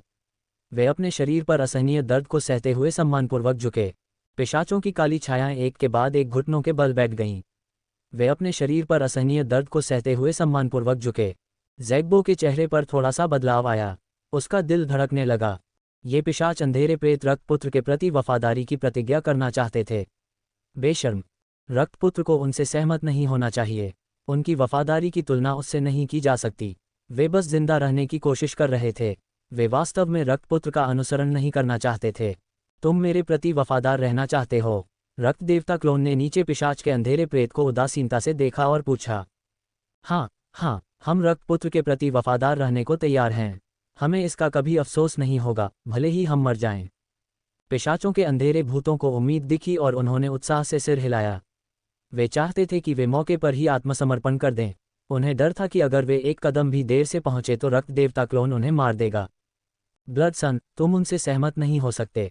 उन्होंने ब्लड सन का नाम सुना था, लेकिन फिर भी उन्होंने मुझ पर हमला किया। भले ही वे भविष्य में ब्लड सन का अनुसरण करें, वे ऊपरी तौर पर तो उनका पालन करेंगे लेकिन अंदर से उनका खंडन करेंगे। वे ब्लड सन के लिए ईमानदारी से काम नहीं करेंगे। ज़ैग्बो ने अपने दांत पीसते हुए कुछ हिचकिचाहट के बाद कहा। आप। पिशाचों की काली छायाएं उसे गुस्से से घूर रही थीं। उनके दिल नफरत से भरे हुए थे। ज़ैग्बो, तुम बदला लेने के लिए अपनी शक्ति का उपयोग कर रहे हो। हम ऊपर से तो आज्ञा का पालन कर रहे हैं, लेकिन अंदर से अवज्ञा कर रहे हैं। यह एक निराधार अपराध है। अगर हम रक्तपुत्र के प्रति वफादार हैं तो हम उसकी सेवा करने की पूरी कोशिश करेंगे। हम आधे अधूरे मन से काम नहीं करेंगे। ब्लड सन, तुम्हें पता ही होगा कि क्या हो रहा है। यह ज़ैग्बो हमें मरवाना चाहता है। वह बदला लेना चाहता है। महामहिम रक्तपुत्र, मेरे मन में ऐसा कोई विचार नहीं है। आपने सुना कि उन्होंने अभी क्या कहा। जब मैंने आपका नाम लिया तो उन्हें यह कहने की हिम्मत कैसे हुई कि वे आपकी गंदगी साफ कर रहे हैं। वे दुष्ट हैं, ज़ैग्बो ने खंडन किया। नहीं, ऐसी कोई बात नहीं है। हमने उसे रक्तपुत्र के नाम का इस्तेमाल करते देखा और सोचा कि वह दूसरों को बेवकूफ़ बनाने के लिए इसका इस्तेमाल कर रहा है। इसलिए हम तुम्हें उससे छुटकारा दिलाने में मदद करना चाहते थे, रक्तपुत्र। पिशाच के अंधेरे भूत बेहद घबराए हुए थे। उन्होंने खुद को संभाला और खंडन किया। वे केवल यही उम्मीद कर सकते थे कि जब रक्तपुत्र ने डार्क फ्लेम को वश में किया तो उसने उनके शब्दों पर ध्यान नहीं दिया। अन्यथा उनके शब्द जांच का सामना नहीं कर पाएंगे। आशा के अनुसार, हाहा, इस समय उनके सिर के ऊपर से एक हल्की हंसी आई। पिशाच अंधेरे प्रेत ने महसूस किया कि उनके दिलों में कसाव आ गया है। क्या तुम मुझे बेवकूफ़ समझते हो? रक्त देवता क्लोन ने उदासीनता से कहा। हम हिम्मत नहीं कर सकते। पिशाचों के अंधेरे भूतों को लगा कि उनके दिल गिर रहे हैं। उनके माथे पर ठंडा पसीना बह रहा था। हालांकि डार्क फ्लेम के उच्च तापमान के कारण ये तुरंत ही वाष्पित हो गया। कुछ भी नहीं बचा था। तुम्हारे कार्यों के आधार पर मुझे तुम्हें मार देना चाहिए था, लेकिन रक्त देवता क्लोन ने धीरे से कहा। पिशाचों के काले भूत प्रेतों का चेहरा पीला पड़ गया जब उन्होंने वाक्य का पहला भाग सुना। सौभाग्य से, रक्त देवता क्लोन ने फिर से लेकिन कहा। वे रक्त देवता क्लोन को उत्सुकता से देख रहे थे, जैसे कोई आवारा कुत्ता दुम हिलाकर दया की भीख मांग रहा हो। उनमें पिशाचों जैसा अहंकार बिल्कुल नहीं था। ज़ैग्बो ने उपहास किया। उसके दिल में घृणा भरी हुई थी। ये कमीने सिर्फ उसके जैसे लोगों के सामने अपनी ताकत का दिखावा करने की हिम्मत रखते थे जो साधारण पृष्ठभूमि से आते थे। जब वे शक्तिशाली लोगों से मिलते थे तो वे कुत्तों की तरह होते थे। उनके लिए सिर्फ एक ही शब्द था, चाटो। यहाँ तक कि उसने भी उन्हें बेशर्म पाया। जहाँ तक रक्तपुत्र के निर्णय का प्रश्न है तो उसने उसकी अवज्ञा करने का साहस नहीं किया। हालांकि वह अनिच्छुक था, फिर भी वह चुप रह सकता था। वह जो कहना चाहता था वह कह चुका था। अगर वह आगे बोलता तो रक्तपुत्र उसे नापसंद करता। उसके शब्द रक्तपुत्र के दिल में कांटा छोड़ने के लिए पर्याप्त थे। वह भविष्य में उन पर पूरी तरह से भरोसा नहीं करेगा। रक्तपुत्र के हृदय में इन अंधकार में प्रेतों की स्थिति की तुलना उसके हृदय से नहीं की जा सकती थी। रक्त देवता क्लोन ने उन्हें देखा और जान गया कि उनकी भावनाएं लगभग तैयार थीं। उसने अपना मुंह खोला और कहा, हालांकि तुम मौत से बच सकते हो लेकिन सजा से नहीं बच सकते। पिशाचों के अंधेरे भूत निराश नहीं हुए। इसके बजाय वे बहुत खुश हुए। उनकी जान बच गई। हम दंडित होने को तैयार हैं। उनमें आत्मसंतुष्ट होने का साहस नहीं था। अच्छा, रक्त देवता क्लोन ने सिर हिलाया और अपना हाथ हिलाया। डार्क फ्लेम बाहर निकल गई और फायर टंग्स में एकत्रित हो गई। वे पिशाच अंधेरे प्रेत की ओर झपटे। थप्पड़। एक स्पष्ट और तेज आवाज सुनाई दी, जिसके बाद पीड़ा भरी चीखें सुनाई दीं। अग्नि जीभों ने पिशाचों के अंधेरे भूतों को बेरहमी से पीटा। हर बार से उनके शरीर पर एक भयानक घाव हो जाता। उनके शरीर में मौजूद खून आग की लपटों से उसी पल जल उठता जब वे बाहर निकलते। ताज़ा घाव तुरंत जले हुए निशानों में बदल जाते थे। वे असाधारण रूप से दर्दनाक दिखते थे। ज़ैग्बो के चेहरे की मांसपेशियां फड़क उठीं। उसे अपने शरीर में हल्का दर्द महसूस हुआ, लेकिन वह बहुत खुश था। रक्तपुत्र ने उसका बदला ले लिया था। उसे अचानक लगा कि वह सही व्यक्ति का अनुसरण कर रहा है। यदि वह ऐसी भयावह प्रतिभा के साथ ऐसी प्रभावशाली और शक्तिशाली उपस्थिति का अनुसरण करता, तो वह भविष्य में निश्चित रूप से शक्तिशाली होता। महान शी शाखा को नरक में भेजो। भविष्य में वह रक्तपुत्र का मोहरा होगा। एक पल में वह खुद को उत्साहित महसूस करने से नहीं रोक सका। उसे लगा कि उसका खून खौल रहा है और उसका दिल उम्मीद से भर गया है। क्या वह अंततः कुछ बड़ा करने जा रहा था? क्या ये भाग्य को सक्रिय करने का सही तरीका था? उसका अवसर डार्क फ्लेम नहीं, बल्कि ब्लड सन था। ज़ैग्बो के मन में कई विचार आए। जब उसने रक्त देवता क्लोन को देखा तो उसकी नज़र तीव्र हो गई। रक्त देवता क्लोन को पता नहीं था कि वह क्या सोच रहा था, लेकिन वह उसकी आंखों में अजीब भाव महसूस कर सकता था। उन चमकती आंखों में क्या था? यह ऐसा था जैसे एक कुत्ता अपने मालिक की ओर देख रहा हो जिसके हाथ में मांस का टुकड़ा हो। देवो स्पेस में वांग टेंग ने अपनी ठोड़ी को छुआ और खुद से कहा, यह ज़ैग्बो काफ़ी उपयोगी है। ऐसा लगता है कि उसने आपके सामने समर्पण कर दिया है। वह आपको धोखा नहीं देगा, भले ही आपके पास कोई और तरीका न हो, राउंड बॉल ने मुस्कुराते हुए कहा। कभी भी अंधेरे भूतों पर भरोसा मत करो, आइसीथ ने ठंडे स्वर में कहा। आपको झगड़ने की ज़रूरत नहीं है। चाहे वह मेरी बात माने या न माने, मैं एक मुहर ज़रूर छोड़ जाऊंगा। मैं उस पर पूरी तरह से विश्वास नहीं करूंगा, वांग टेंग ने शांति से कहा। आइसिथ की आंखों में प्रशंसा की झलक दिखी। हालांकि ये सिर्फ एक पल के लिए ही रहा। आपको झगड़ने की ज़रूरत नहीं है। चाहे वह मेरी बात माने या न माने, मैं एक मुहर ज़रूर छोड़ जाऊंगा। मैं उस पर पूरी तरह से विश्वास नहीं करूंगा, वांग टेंग ने शांति से कहा। आइसिथ की आंखों में प्रशंसा की झलक दिखी। हालांकि ये सिर्फ एक पल के लिए ही रहा। राउंड बॉल ने कंधे उचका दिए और कुछ नहीं कहा। उसने वांग टेंग से पूरी तरह से विश्वास करने के लिए नहीं कहा। उसे बस लगा कि यह पिशाच अंधेरा भूत खास था। वे अभी अभी मिले थे, लेकिन वह पहले से ही रक्त देवता क्लोन के प्रति इतना वफादार था। ये दुर्लभ था। इस तरह के व्यक्ति का उपयोग करना निस्संदेह आसान था। पिशाचों को 999 बार कोड़े मारे गए। उनके शरीर पर जगह जगह घाव थे। डार्क फ्लेम की झुलसाने वाली शक्ति ने उनके घावों पर हमला किया और उन्हें असहनीय दर्द दिया। जब तक कोड़े मारना बंद हुआ, वे अपनी आखिरी सांसें गिन रहे थे। ठीक है, ये सज़ा यहीं खत्म होती है। मुझे उम्मीद है कि आप इसे एक चेतावनी के रूप में लेंगे और भविष्य में ऐसा गलत काम नहीं करेंगे। रक्त देवता क्लोन ने पिशाच के काले भूतों को पकड़ लिया। उनके शरीर पर लगी काली लपटें उनके शरीर से निकलकर उसके हाथों में इकट्ठी हो गईं। वे काली लपटों की एक गेंद में बदल गईं। धन्यवाद रक्तपुत्र, धन्यवाद। पिशाचों के अंधेरे भूत बेहद कमज़ोर थे। जब उन्होंने अपने शरीर पर जलन महसूस की तो उन्हें राहत महसूस हुई। उन्होंने तुरंत खुद को दंडवत किया और वांग टेंग को बहुत धन्यवाद दिया। अपना सिर उठाओ और मेरी आंखों में देखो, रक्त देवता क्लोन ने अचानक कहा। पिशाचों की काली छायाओं ने सहज रूप से अपना सिर उठाया और उसकी आंखों में देखा। उनमें विरोध करने की हिम्मत नहीं थी। स्वूश, एक अजीब सी लाल रोशनी उनकी आंखों में चुभ गई। इससे पहले कि वे कुछ प्रतिक्रिया कर पाते, वे बेहोश हो गए। वे पिशाच अंधेरे प्रेत पहले से ही बेहद कमजोर और मानसिक रूप से थके हुए थे। इसलिए जब वे वांग टेंग की आंखों से मंत्रमुग्ध हो गए तो उन्हें तुरंत झटका लगा। कुछ समय बाद वांग टेंग ने पिशाचों के अंधेरे भूतों में जादू का बीज बो दिया। वे तब तक उसे धोखा नहीं देंगे जब तक कोई जादू का बीज नहीं हटा देता। ये दृश्य देखकर ज़ैग्बो के चेहरे पर कोई परिवर्तन नहीं आया। उसने आंखें मूंद लीं। यह क्या है? कुछ समय बाद पिशाच अंधेरे प्रेत जाग गए। उनके भाव बदल गए, लेकिन उनके मन में कोई और विचार नहीं आ रहा था। वे रक्त देवता क्लोन के सामने सम्मानपूर्वक घुटने टेक दिए। उठना, रक्त देवता क्लोन ने अपना हाथ हिलाया। हाँ, पिशाच अंधेरे प्रेत ने सम्मानपूर्वक उत्तर दिया। रक्तदेव क्लोन ने उनकी उपेक्षा की और अपना सिर नीचे झुकाकर विशालकाय अजगर को देखने लगा। गर्जन, विशालकाय अजगर ने दहाड़ लगाए। उसके शरीर पर लगी आग ने रक्त देवता क्लोन को अपनी चपेट में ले लिया। उसने कुछ बार उसका चक्कर लगाया और फिर उसके शरीर में घुसकर पूरी तरह से गायब हो गया। ज़ैग्बो और अन्य लोग ये दृश्य देखकर अचंभित रह गए। जैसी कि उम्मीद थी, रक्तपुत्र ने इस दिव्य ज्वाला को वश में कर लिया। बधाई हो रक्तपुत्र, बधाई हो रक्तपुत्र। दिव्य ज्वाला को वश में करने के बाद तुम्हारी क्षमता में जबरदस्त वृद्धि होगी। भविष्य में युवा पीढ़ी में कोई भी तुम्हारा मुकाबला नहीं कर पाएगा। नहीं, यहाँ तक कि दूसरे कुलों की प्रतिभाएं भी तुम्हारी बराबरी नहीं कर पाएंगी। रक्तपुत्र शक्तिशाली है। तुम निश्चित रूप से एक शैतान टाइटन बन पाओगे और भविष्य में सभी जातियों पर हमारा वर्चस्व स्थापित कर पाओगे। ज़ैग्बो ने तुरंत उसकी प्रशंसा की। इससे पहले कि अन्य पिशाच अंधेरे प्रेत प्रतिक्रिया कर पाते, उन्होंने ज़ैग्बो को उसकी चापलूसी करते हुए सुना। वे अचंभित रह गए। उन्हें उम्मीद नहीं थी कि यह काय चाटुकार होगा। उफ, बेशर्म। देवोर स्पेस में वांग टेंग की अभिव्यक्ति भी अजीब थी। उसने रक्त देवता क्लोन की आंखों से ज़ैग्बो को देखा और उसे बाधित नहीं किया। वह देखना चाहता था कि इस आदमी में कितनी चापलूसी है। उद्धरण चिन्ह ...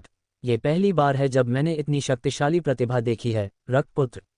अन्य जातियों के प्रतिभाशाली लोगों को रक्तपुत्र के जूते पहनने का भी अधिकार नहीं है। मुझे लगता है कि उनकी प्रतिष्ठा अनुचित है। इस बार अंधेरे प्रेत प्रकाश दुनिया पर युद्ध छेड़ेंगे। रक्तपुत्र निश्चित रूप से पिशाच जाति को प्रसिद्धि दिलाने और इस युग की सभी प्रतिभाओं को दबाने में सक्षम होगा। ज़ैग्बो ने बिना रुके बोलना शुरू कर दिया जब उसने देखा कि रक्त देवता क्लोन खुद का आनंद ले रहा था। उसने रुकने का कोई संकेत नहीं दिखाया। वांग टेंग, अच्छा हुआ, यह एक प्रतिभा थी। बधाई हो रक्तपुत्र, बधाई हो रक्तपुत्र। इस दिव्य ज्वाला के साथ आप पंखों वाले बाघ की तरह हैं। केवल आप जैसी प्रतिभा ही इस डार्क फ्लेम के योग्य है। पिशाचों के अंधेरे भूत प्रेतों को होश आ गया। वे पीछे नहीं हटे और वांग टेंग की चापलूसी करने लगे। ठीक है, ठीक है। रक्त देवता क्लोन हंसी और आंसू के बीच फंस गया। उसने अपना हाथ हिलाया और उनकी चापलूसी बंद कर दी। यद्यपि यह बात ताजगी भरी लगती थी, परंतु ये प्रवृत्ति फैल नहीं सकी। क्या होगा अगर भविष्य में लोगों का एक समूह ये सोचे कि उसे चापलूसी पसंद है? अंत में जब वह प्रकट होगा तो वे उसकी चापलूसी करेंगे। यह एक सुंदर दृश्य था। उसने इसके बारे में सोचने की हिम्मत नहीं की। ज़ैग्बो और पिशाच अंधेरे प्रेत शर्मिंदगी से रुक गए। अपना परिचय दो। रक्त देवता क्लोन ने पिशाच के काले प्रेत को देखा और पूछा। वे पिशाच अंधेरे प्रेत ज़ाबिक जितने प्रतिभाशाली नहीं थे, लेकिन वे मध्यम श्रेणी के शैतान सम्राट थे। जब वे एक साथ इकट्ठे हुए तो वे काफ़ी शक्तिशाली थे। ध्यान रहे, रक्त देवता क्लोन और वांग टेंग ब्रह्मांड के शिखर पर थे, जो निम्न स्तरीय शैतान सम्राट स्तर था। उनके बीच अभी भी बहुत बड़ा अंतर था। वह उन्हें हराने में इसलिए सक्षम था क्योंकि वह बहुत शक्तिशाली था। सामान्य लोगों की तुलना उससे नहीं की जा सकती थी। उन मध्यम श्रेणी के शैतान सम्राटों को अन्य लोगों की नज़रों में शक्तिशाली माना जाता था। जी श्रीमान, पिशाच अंधेरे प्रेत एक स्वर में उत्तर देने लगे और अपना परिचय देने लगे। मेरा नाम ज़ालियो है। मैं जियोवानी जाति से हूँ। मैं तीसरे स्तर का एक मध्यम श्रेणी का शैतान सम्राट हूँ। मैं जामाल हूँ। मैं अशामाई कबीले से हूँ। मैं चौथे स्तर का एक मध्यम श्रेणी का शैतान सम्राट हूँ। मैं जावेज हूँ, लेसेनकुई जाति का एक मध्यम श्रेणी का शैतान सम्राट। मैं पहले स्तर पर हूँ। अल्पविराम। जब रक्त देवता क्लोन पिशाच अंधेरे प्रेत के साथ बातचीत कर रहा था, वांग टेंग देवोर स्पेस में अपने हाथ में काली लौ को देख रहा था। यह नई डार्क फ्लेम थी। वह डार्क फ्लेम के भीतर इच्छाशक्ति को महसूस कर सकता था। विरोध मत करो। चूंकि तुमने डार्क फ्लेम के साथ विलय करने का फैसला किया है, इसलिए तुम्हें अपनी नियति को स्वीकार करना होगा। जो समय को समझता है वह बुद्धिमान व्यक्ति है। अगर तुम मेरा अनुसरण करोगी तो तुम्हें कोई कष्ट नहीं होगा, वांग टेंग ने शांति से कहा। आह! डार्क फ्लेम ने चीख मारी और रूपांतरित हो गई। ये वांग टेंग की बांह पर 2 अंगुलियों जितना मोटा एक छोटा काला सांप बन गया। इसके सिर पर एक सींग था और इसकी भौहों के बीच एक खड़ी आंख थी। यह बाहर के विशालकाय अजगर जैसा ही दिखता था, लेकिन यह अनगिनत बार छोटा हो चुका था। हिस! छोटे काले सांप ने वांग टेंग पर ऐसे फुफकार मारी जैसे कोई बच्चा नखरे दिखा रहा हो। उसने अपना सिर घुमा लिया। हाँ, आइसीद बेकाबू होकर हंसा। इस छोटे से सांप को अग्नि आत्मा की इच्छा का एक अंश विरासत में मिला है। ये कुछ भी नहीं है। ये पहले से तय निष्कर्ष है। ये धीरे धीरे इसे स्वीकार कर लेगा। वांग टेंग ने अपनी उंगली उठाई और छोटे काले सांप के सिर को सहलाया। उसी समय अंधकार के हृदय के पास एकत्रित डार्कफोर्स की कुछ किरणें उसकी हथेली से बाहर निकल आईं। हिस! छोटे काले सांप की आंखें चमक उठी मानो उसे कुछ महसूस हो गया हो। उसने अपना छोटा सा मुंह खोला और बिना किसी हिचकिचाहट के डार्कफोर्स को निगल लिया। हा, वांग टेंग खुद को रोक नहीं सका और जोर से हंस पड़ा। कोई भी अंधकार में प्रेत अंधकार के हृदय द्वारा एकत्रित शुद्ध अंधकार बल को अस्वीकार नहीं कर सकता। डार्क फ्लेम इसका अपवाद नहीं था। डार्क फ्लेम को मजबूत करने के कई तरीके थे। आप इसे आज्ञा डार्क फोर्स से पोषित कर सकते थे। वांग टेंग के पास इन 2 चीज़ों की कमी नहीं थी। उसने अपने शरीर में रखने से पहले कुछ देर तक नई डार्क फ्लेम का मजाक उड़ाया। डार्क फ्लेम भी ज्यादा शांत हो गई। उसने वांग टेंग का खाना खाया, इसलिए अब वह जिद्दी नहीं रह सकती थी। ये वांग टेंग का आत्मविश्वास था। डार्क फ्लेम को दूर रखने के बाद वांग टेंग ने एक पल के लिए विचार किया और रक्त देवता वेदी के स्थान से जिये को बुलाया। बड़े भाई जी ये को अचानक एहसास हुआ कि वह एक अंधेरी जगह में थी और डर के मारे उछल पड़ी। उसने सतर्कता से चारों ओर देखा और तुरंत वांग टेंग को देखा, जो उसे देखकर मुस्कुरा रहा था। वह तुरंत आश्चर्य में भाग गई। जब से उन्होंने डाकलैंड के पहले स्तर पर माटा माउंटेन रिज को छोड़ा, वे उस प्राचीन शहर में प्रवेश कर गए जहां रक्त देवता की वेदी थी और वहीं बस गए। हालांकि उसने वांग टेंग को लंबे समय से नहीं देखा था, इसलिए वह थोड़ी घबराई हुई थी। उसे डर था कि वह फिर से गायब हो जाएगा। अंततः वांग टेंग को दोबारा देखकर उसे राहत महसूस हुई। क्या आपने घर बसा लिया है? हाल ही में करने के लिए बहुत सी चीजें हैं, इसलिए मैं देखने नहीं गया, वांग टेंग ने मुस्कुराते हुए पूछा। जी ये ने कहा, सभी लोग बस गए हैं। सभी लोग सुरक्षित रहने की जगह पाकर खुश हैं। यह अच्छी बात है। वांग टेंग ने सिर हिलाया। जी ये ने कहा, हर कोई आपसे दोबारा मिलना चाहता है और आपको व्यक्तिगत रूप से धन्यवाद देना चाहता है। वांग टेंग ने जवाब दिया, जब मेरे पास समय होगा तो मैं निश्चित रूप से जाऊंगा। वह सिर्फ एक विचार से ही उस जगह में प्रवेश कर सकता था। हालांकि उसके पास मिश्रित रक्त की परवाह करने का समय नहीं था, इसलिए उसने प्रवेश नहीं किया। जी ये ने सिर हिलाया और पूछा, भाई तुमने मुझे बाहर क्यों बुलाया? क्या आप मेरे साथ बाहर जाने में रुचि रखते हैं? वांग टेंग ने पूछा। बाहर? जी ये एक पल के लिए स्तब्ध रह गई। फिर उसकी आंखें चमक उठीं और उसने उत्साह से सिर हिलाया। बेशक, आगे बढ़ो, मेरा क्लोन बाहर है, तुम उसका पीछा कर सकते हो। वांग टेंग ने अपना हाथ हिलाया और जी ये वहीं गायब हो गया। बाहर ज़ैग्बो और अन्य लोग रक्त देवता क्लोन के पीछे सम्मानपूर्वक खड़े थे। वे तब दंग रह गए जब उन्होंने उसके बगल में एक आकृति को देखा। मिश्रित रक्त। ज़ैग्बो, जालियो और अन्य अंधेरे प्रेत पलकें झपकाते रहे। उन्होंने तुरंत जीये को पहचान लिया और आश्चर्यचकित हो गए। रक्तपुत्र के पास मिश्रित रक्त था। पिशाच मिश्रित रक्त से परिचित थे। डाकलैंड के छठे स्तर पर भी मिश्रित रक्त थे। हालांकि ये मिश्रित रक्त सभी शक्तिशाली थे। वे कम से कम शैतान के स्वामी या शैतान के राजा थे। हालांकि यह मिश्रित रक्त शैतान के स्वामी के स्तर से नीचे था।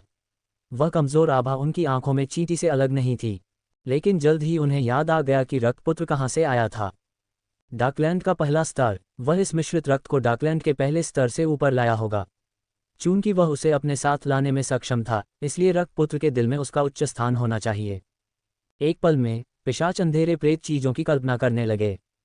फिर जब उन्होंने जीये को देखा तो वे गंभीर हो गए। उन्होंने इस प्राथमिक श्रेणी के मिश्रित रक्त को हल्के में लेने की हिम्मत नहीं की। जिस क्षण जी खून के समुद्र में दिखाई दी, उसने अपने चारों ओर गाढ़ा खून और डार्क फोर्स महसूस किया। वह चौंक गई। लेकिन जल्द ही उसने अन्य काले भूतों को देखा। वह अचंभित रह गया। वे पिशाच अंधेरे प्रेत शक्तिशाली थे। वे डाकलैंड के पहले स्तर पर देखे गए पिशाच अंधेरे भूतों से कई गुना ज्यादा शक्तिशाली थे। राजसी आभा ने उसे असहज कर दिया। वह बेकाबू होकर कांप उठी और उसका चेहरा पीला पड़ गया। जब वह वांग टेंग के पास थी तो उसने पहले ही अपनी आभा वापस ले ली थी, इसलिए उस पर उसका कोई गहरा प्रभाव नहीं पड़ा। हालांकि ज़ैग्बो समेत अंधेरे प्रेत अपनी आभा नहीं छिपा पाए। उनके शरीर से भयावह और बुरी आभा निकल रही थी। इसका निम्न स्तर के जीवन रूपों पर बहुत बड़ा प्रभाव पड़ा। इस समय रक्त देवता क्लोन ने जीही के कंधे पर अपना हाथ रखा और शुद्ध डार्क फोर्स की एक धारा उसके शरीर में बह गई। वह कांप उठी और बुरी और भयावह आभा एक पल में गायब हो गई। उसे ऐसा लगा जैसे किसी ने उसके सिर के ऊपर एक बहुत बड़ा पहाड़ उठा दिया हो। उसके चेहरे पर फिर से रंगत लौट आई। क्या आप ठीक हो? जीही के कान के पास एक हल्की सी आवाज़ सुनाई दी। मैं ठीक हूँ। जीये ने रक्त देवता क्लोन पर नज़र डाली और अपना सिर हिलाया। ये भाई वांग टेंग का क्लोन होगा। उसने ज्यादा कुछ नहीं कहा। उसने बस अपने चारों ओर सावधानी से देखा।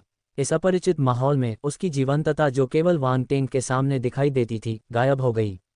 उसने ज्यादा देखने और कम बोलने के सिद्धांत का पालन किया। यह मेरी छोटी बहन जीये है। इसे ऐसे देखो जैसे यह मैं हूँ, रक्त देवता क्लोन ने शांति से कहा। बहन। ज़ैग्बो, जालियो और अन्य अंधेरे भूत प्रेत दंग रह गए। उन्होंने पहले से ही जीये की पहचान की कल्पना कर ली थी, लेकिन उन्होंने कभी नहीं सोचा था कि वह रक्तपुत्र की छोटी बहन थी। उसकी पहचान सरल नहीं थी। चाहे जो भी कारण रहा हो, रक्तपुत्र ने इस मिश्रित रक्त वाली लड़की को अपनी छोटी बहन की तरह माना। चूंकि उसने ऐसा कहा था, इसलिए वे उसका अनादर नहीं कर सकते थे। जी श्रीमान। ज़ैग्बो की प्रतिक्रिया बहुत तेज थी। उसने तुरंत जीये को सलाम किया और सम्मानपूर्वक कहा, महामहिम जीये। ये चाटुकार, जालियो, जामल और अन्य अंधेरे प्रेत अपने दिल में कोस रहे थे। उन्होंने बिना किसी हिचकिचाहट के ज़ैग्ये को भी सम्मानपूर्वक प्रणाम किया। महाराज जीये। जीये इस अचानक दृश्य को देखकर दंग रह गई। अज्ञात पिशाचों के एक समूह ने उसका सम्मानपूर्वक अभिवादन किया और उसे महाराज कहकर पुकारा। यह एक सपने जैसा लगा। भाई वांग टेंग कौन थे? पिशाचों के ये काले प्रेत उसके प्रति इतने आदरपूर्ण क्यों थे? जी के दिमाग में कई सवाल कौन थे। हालांकि ये पूछने का समय नहीं था। उसने वांग टेंग पर भी भरोसा किया। भले ही यह क्लोन एक पिशाच अंधेरे प्रेत की तरह लग रहा था, उसने आगे की जांच नहीं की। उसने बस एक सीधा चेहरा बनाए रखा और कोई भाव प्रकट नहीं किया। ठीक है, हमें चलना चाहिए। रक्त देवता क्लोन मुस्कुराया जब उसने जी की अभिव्यक्ति देखी। महाराज रक्तपुत्र, यह आपका रक्त आत्मा उड़ानपोत है। ज़ैग्बो को अचानक कुछ याद आया और उसने रक्त आत्मा उड़ानपोत निकाल लिया।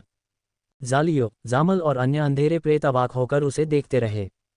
हे चाटुकार, उसने ब्लड स्पिरिट फ्लाइंग वेसल की भी पेशकश की। भले ही वह ब्लड सन के प्रति वफादार था, लेकिन उसे ये सब इतनी पूरी तरह से करने की जरूरत नहीं थी, है न? रक्त देवता क्लोन ने सिर हिलाया। उसने अपना शरीर हिलाया और रक्त आत्मा उड़ानपोत पर उतरा। चलो। ज़ैग्बो का दिल धड़क उठा। जैसा कि उम्मीद थी, ये रक्तपुत्र का काम था। कोई आश्चर्य नहीं कि रक्त आत्मा उड़ने वाला जहाज हिल नहीं सकता था। उसे बहुत बुरा लगा। ये रक्त आत्मा उड़ानपोत अब उसका नहीं था। अपने रून कौशल के साथ उसकी तुलना रक्तपुत्र से बिल्कुल भी नहीं की जा सकती थी। उसकी तुलना रक्तपुत्र के कोनों से भी नहीं की जा सकती थी। ज़ैग्बो ने अपने दिल में एक जटिल अभिव्यक्ति के साथ आह भरी। उसने अपना शरीर हिलाया और ब्लड स्पिरिट फ्लाइंग वेसल पर उतरा। उसने इसके बारे में सोचना बंद कर दिया।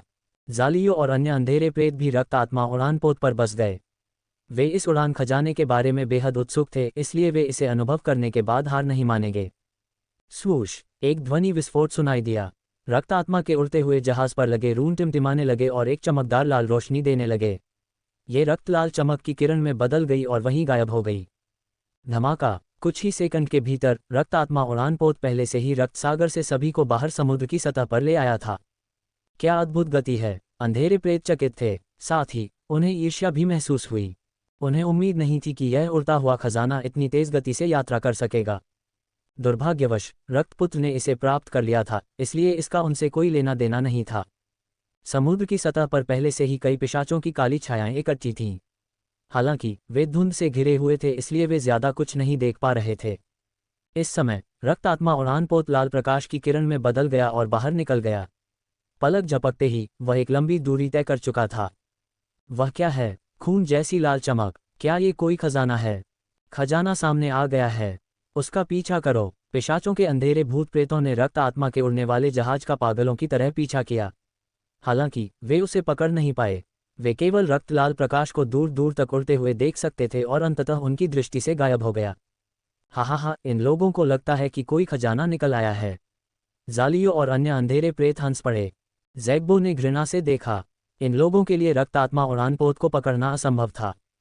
ज़ैग्बो, ये मेरे पास खड़े हो जाओ, रक्त देवता क्लोन ने शांति से कहा। ज़ैग्बो और ये दंग रह गए। उन्हें नहीं पता था कि वह क्या करना चाहता था, लेकिन फिर भी वे आज्ञाकारी ढंग से उसके बगल में खड़े रहे। बहुत अच्छा, रक्त देवता क्लोन ने सिर हिलाया। इन प्रतिभाशाली लोगों की जोड़ी के साथ उसे अवसर न मिलने की चिंता नहीं करनी पड़ेगी। उसने ब्लड स्पिरिट फ्लाइंग वेसल पर नियंत्रण नहीं किया और उसे बेतरतीब दिशा में उड़ने दिया। वह देखना चाहता था कि क्या वह उन तीनों की संयुक्त किस्मत से कुछ पा सकता है। अमर रक्त सागर की सतह पर प्रकाश की एक रक्त लाल किरण तेजी से फैली। पलक झपकते ही वह गायब हो गई। उसे अपनी आंखों से देखना मुश्किल था। ये रक्त लाल रंग का उड़ने वाला जहाज था। अंतरिक्ष यान के पीछे कुछ लोग पैर मोड़कर बैठे थे। अंतरिक्ष यान के सामने 3 आकृतियां खड़ी थीं और अपने आसपास के वातावरण को देख रही थीं। ज़ैग्बो और ये हैरान थे। उन्हें नहीं पता था कि रक्त देवता क्लोन ने उन्हें यहाँ खड़े होने के लिए क्यों कहा था। अगर उन्हें खजाने खोजने थे तो वे बस उड़ती हुई नाव में बैठ सकते थे। आखिरकार अपनी क्षमता के साथ वे अपनी आध्यात्मिक शक्ति के बल पर अपने आसपास की चीज़ों को महसूस कर सकते थे। उन्हें उड़ती हुई नाव के शीर्ष पर क्यों खड़ा होना पड़ा? वे थोड़े बेवकूफ़ लग रहे थे। उसने जालियो और बाकियों को क्यों नहीं आने दिया? उसने उन दोनों को क्यों आने दिया? ज़ैग्बो हैरान था। उसने चुपके से ये की तरफ देखा जो उसके बगल में खड़ा था। क्या इसका मतलब ये था कि रक्तपुत्र के हृदय में उसका स्थान दूसरों से भिन्न था, क्योंकि वह रक्तपुत्र की छोटी बहन के साथ खड़ा हो सकता था? ज़ैग्बो का दिल तेजी से धड़क उठा। उसकी आंखें चमक उठीं और वह प्रेरित हो गया। तो क्या हुआ अगर वह मूर्ख था? जब तक रक्तपुत्र उसे कोई आदेश देता, वह बिना किसी शिकायत के उसे पूरा करता। अब जबकि उसे रक्तपुत्र का समर्थन प्राप्त है, तो उसे जाने नहीं देना चाहिए। भविष्य में वह उठ पाएगा या नहीं, ये रक्तपुत्र पर निर्भर करेगा। जी के विचार सरल थे। उसे वांग टेंग पर भरोसा था, इसलिए उसे उसके क्लोन पर कोई संदेह नहीं था। चून की रक्त देवता क्लोन ने उसे यहाँ खड़े होने के लिए कहा था, इसलिए वह यहाँ खड़ी होगी। वह पिशाचों की तुलना में थोड़ी कमज़ोर थी। वह ज़्यादा मदद नहीं कर सकती थी, इसलिए वह एक बार में सिर्फ एक कदम ही उठा सकती थी। उसे बस भाई वांग टेन का अनुसरण करना था। समय धीरे धीरे बीतता गया। जैसे ही रक्त आत्मा उड़ने वाला जहाज उड़ा, रक्त देवता क्लोन ने अपनी आंखें बंद कर लीं और अपनी आध्यात्मिक गति को जारी किया। ये फैल गया और अमर रक्त सागर की स्थिति को महसूस किया। इतना ही, एक निश्चित क्षण में रक्त देवता क्लोन की अभिव्यक्ति बदल गई। उसने अपनी आंखें खोली और अपनी बाईं ओर समुद्र को देखा। उसने अपनी आध्यात्मिक शक्ति को सक्रिय किया और रक्त आत्मा उड़ानपोत ने अपनी दिशा बदल दी। यह बाईं ओर एक निश्चित समुद्र की ओर उड़ गया। रक्तपुत्र ने क्या खोजा, ज़ैग्बो ने मन ही मन सोचा। कुछ समय बाद रक्त आत्मा का उड़ता जहाज धीरे धीरे रुक गया। रक्त देवता क्लोन ने बिना किसी हिचकिचाहट के काम किया। जाना, उसने नीचे की ओर इशारा किया और उसके शरीर में खूनी शक्ति उमड़ पड़ी। उसके चारों ओर का लाल समुद्री पानी मंथन करके खून की नदी में बदल गया। ये समुद्र की तलहटी की ओर बह रहा था। ये है, ज़ैग्बो की अभिव्यक्ति थोड़ी बदल गई। उसकी आंखें चौड़ी हो गईं। Blood river skill. सभी पिशाच अंधेरे प्रेत पौराणिक पूर्वज रक्त नदी के कौशल से परिचित थे। हालांकि ऐसा कहा जाता था कि उनकी विरासत गायब हो गई थी। पिशाच जाति कई सालों तक इसे खोजने में सक्षम नहीं थी, लेकिन अब ये रक्तपुत्र पर दिखाई दिया। जैसी कि उम्मीद थी, रक्तपुत्र को बहुत भाग्य का आशीर्वाद मिला। लेकिन उसका भाग्य कुछ भी नहीं था। अन्य अंधेरे प्रेत अपनी चोटों से उबर रहे थे, लेकिन वे यहाँ के शोरगुल से आकर्षित थे। वे अचंभित थे। रक्त नदी कौशल, गंभीरता से, क्या पूर्वज रक्त नदी की विरासत खो नहीं गई थी? इतने सालों बाद भी वे उसे नहीं ढूंढ पाए, लेकिन रक्तपुत्र उसे खोजने में कामयाब हो गया। धमाका। समुद्र की तलहटी से धमाकों की आवाज़ें आ रही थीं। हर किसी का ध्यान उस आवाज़ की ओर गया और वे नीचे की ओर ध्यान से देखने लगे। ऐसा लग रहा था जैसे रक्तपुत्र द्वारा बनाई गई रक्त नदी से कोई टकरा रहा हो। क्या रक्तपुत्र को कोई और खजाना मिला? अन्य अंधकार में प्रेत भ्रमित थे। टकराना। अगले ही पल समुद्र की तलहटी से खून की नदी बह निकली। जालियों और बाकी लोगों ने खून की नदी में एक अजीब जीव देखा। ये लाल रंग के तरल पदार्थ की एक गेंद की तरह लग रहा था। यह बाकी जीवों से अलग था। रक्त सागर की आत्मा। अंधेरे प्रेतों ने उस लाल तरल पदार्थ को तुरंत पहचान लिया और आश्चर्य से चिल्ला उठे। उन्होंने यह नहीं सोचा था कि यहाँ रक्त सागर आत्मा थी। रक्त सागर आत्मा रक्त सागर में पैदा हुई एक विशेष उपस्थिति थी। इसलिए जब वे रक्त सागर में विलीन हो गए तो वे बहुत अच्छी तरह से छिपे हुए थे। यहाँ तक कि पिशाच अंधेरे प्रेत भी उन्हें आसानी से महसूस नहीं कर पाएंगे। रक्तपुत्र ने रक्त सागर आत्मा की उपस्थिति को रक्त आत्मा के उड़ने वाले जहाज पर खड़े होकर ही महसूस कर लिया। ये क्षमता आश्चर्यजनक थी। रक्तपुत्र ने पूरे आत्मविश्वास के साथ उड़ान भरी, जैसे उसे पता हो कि यहाँ रक्त सागर आत्मा होगी। उसने एक मोड़ भी नहीं लिया। पूरी प्रक्रिया असाधारण रूप से सहज थी। सबसे महत्वपूर्ण बात यह है कि इससे पहले उन्होंने कभी अभिनय नहीं किया था। ये पहली बार था जब उन्होंने अभिनय किया। वे इन सभी अजीब स्थितियों के बारे में सोचना बंद नहीं कर सके। सब कुछ बहुत संयोगवश था। जी यी ने उत्सुकता से लाल तरल को देखा। रक्त सागर की आत्मा, वह क्या था? पिशाचों के अंधेरे भूत प्रेत आश्चर्यचकित लग रहे थे। क्या ये कोई दुर्लभ खजाना था? ये कम से कम एक निम्न स्तरीय शाही स्तर का रक्त सागर आत्मा है। यह एक शैतान राजा के बराबर है। रक्त देवता क्लोन ने लाल तरल को देखा और मुस्कुराया। फिर उसने अपना बायां हाथ आगे बढ़ाया और उसके हाथ में एक स्टारफिश जैसा 5 नुकीला प्राणी दिखाई दिया। उसने अपने दाएं हाथ से पकड़ा और लाल रंग के तरल पदार्थ की गेंद उसके हाथ में आ गई। वह संघर्ष करता रहा, लेकिन ये बेकार था। उसने उसे अपने हाथ में मजबूती से पकड़ रखा था। दो रक्त सागर आत्माएं। अन्य अंधेरे प्रेत चकित थे। क्या रक्त सागर आत्माएं दुर्लभ नहीं थीं? रक्तपुत्र ने इतनी सहजता से दूसरा क्यों निकाल लिया? पिशाचों को अचानक लगा कि अब वे इस दुनिया को नहीं समझ पा रहे हैं। कुछ ठीक नहीं लग रहा था। रक्त देवता क्लोन ने उनके विचारों पर ध्यान नहीं दिया और लाल रंग का तरल पदार्थ स्टारफिश के सामने रख दिया। चीख। लाल तरल पदार्थ और भी अधिक हिंसक रूप से संघर्ष करने लगा। ऐसा लग रहा था जैसे उसने कुछ महसूस कर लिया हो। चीख। अगले ही पल स्टारफिश ने सहज रूप से या किसी और कारण से लाल रंग का तरल पदार्थ अपने ऊपर आते हुए महसूस किया। उसने अपना मुंह बीच में खोला और बिना किसी हिचकिचाहट के लाल रंग के तरल पदार्थ को निगल लिया। छींटे छींटे। पेंटागन स्टारफिश का विस्तार होने लगा। उसका शरीर विकृत होता जा रहा था, मानो अंदर कोई हिंसक संघर्ष कर रहा हो। हालांकि ये संघर्ष जल्दी ही बंद हो गया। लाल रंग का तरल पदार्थ केवल निम्न स्तरीय शाही स्तर पर था, जबकि स्टारफिश मध्य स्तरीय शाही स्तर पर थी। अंतर बहुत बड़ा था, इसलिए भक्षण और विलय की प्रक्रिया स्वाभाविक रूप से पूरी हुई। रक्त सागर आत्मा के लिए स्तर ही सब कुछ था। रक्त सागर आत्माओं का केवल एक छोटा सा हिस्सा ही अपने साथियों से अधिक शक्तिशाली था। वे उच्च स्तर की अन्य रक्त सागर आत्माओं को निगलने में सक्षम हो सकते थे, लेकिन वे दुर्लभ थे। ये लाल रंग का तरल पदार्थ कोई अपवाद नहीं था, ये सिर्फ एक साधारण रक्त सागर आत्मा थी। इसे खाने के बाद पेंटागन स्टारफिश अचानक ब्लड गॉड क्लोन की हथेली से बिल्ली की तरह रगड़ने लगी। खाने के बाद उसे समझ में आ गया कि इस व्यक्ति का उसके प्रति कोई बुरा इरादा नहीं था और वह उसे मोटा करना चाहता था, इसलिए वह प्यारा व्यवहार करने लगी। रक्त देवता क्लोन को समझ नहीं आ रहा था कि उसे हंसना चाहिए या रोना चाहिए। उसने अपने विचार बदले और अचानक आध्यात्मिक गतिशीलता का एक निशान स्टारफिश के शरीर में उमड़ पड़ा। परीक्षण सुचारू रूप से चला। 5 कोण वाली स्टारफिश ने प्रतिरोध करना बंद कर दिया। वांग टेंग बहुत खुश हुआ। उसने तुरंत रक्त देवता क्लोन से स्टारफिश पर रक्त कठपुतली का निशान बनाने के लिए कहा। एक पल में आध्यात्मिक गतिज ऊर्जा बाहर निकलकर स्टारफिश के शरीर में एकत्रित हो गई। यह एक प्रतिबंध में बदल गया और बीच में कोई प्रतिरोध नहीं था। सफलता। कुछ देर बाद रक्त देवता क्लोन की आंखें चमक उठीं।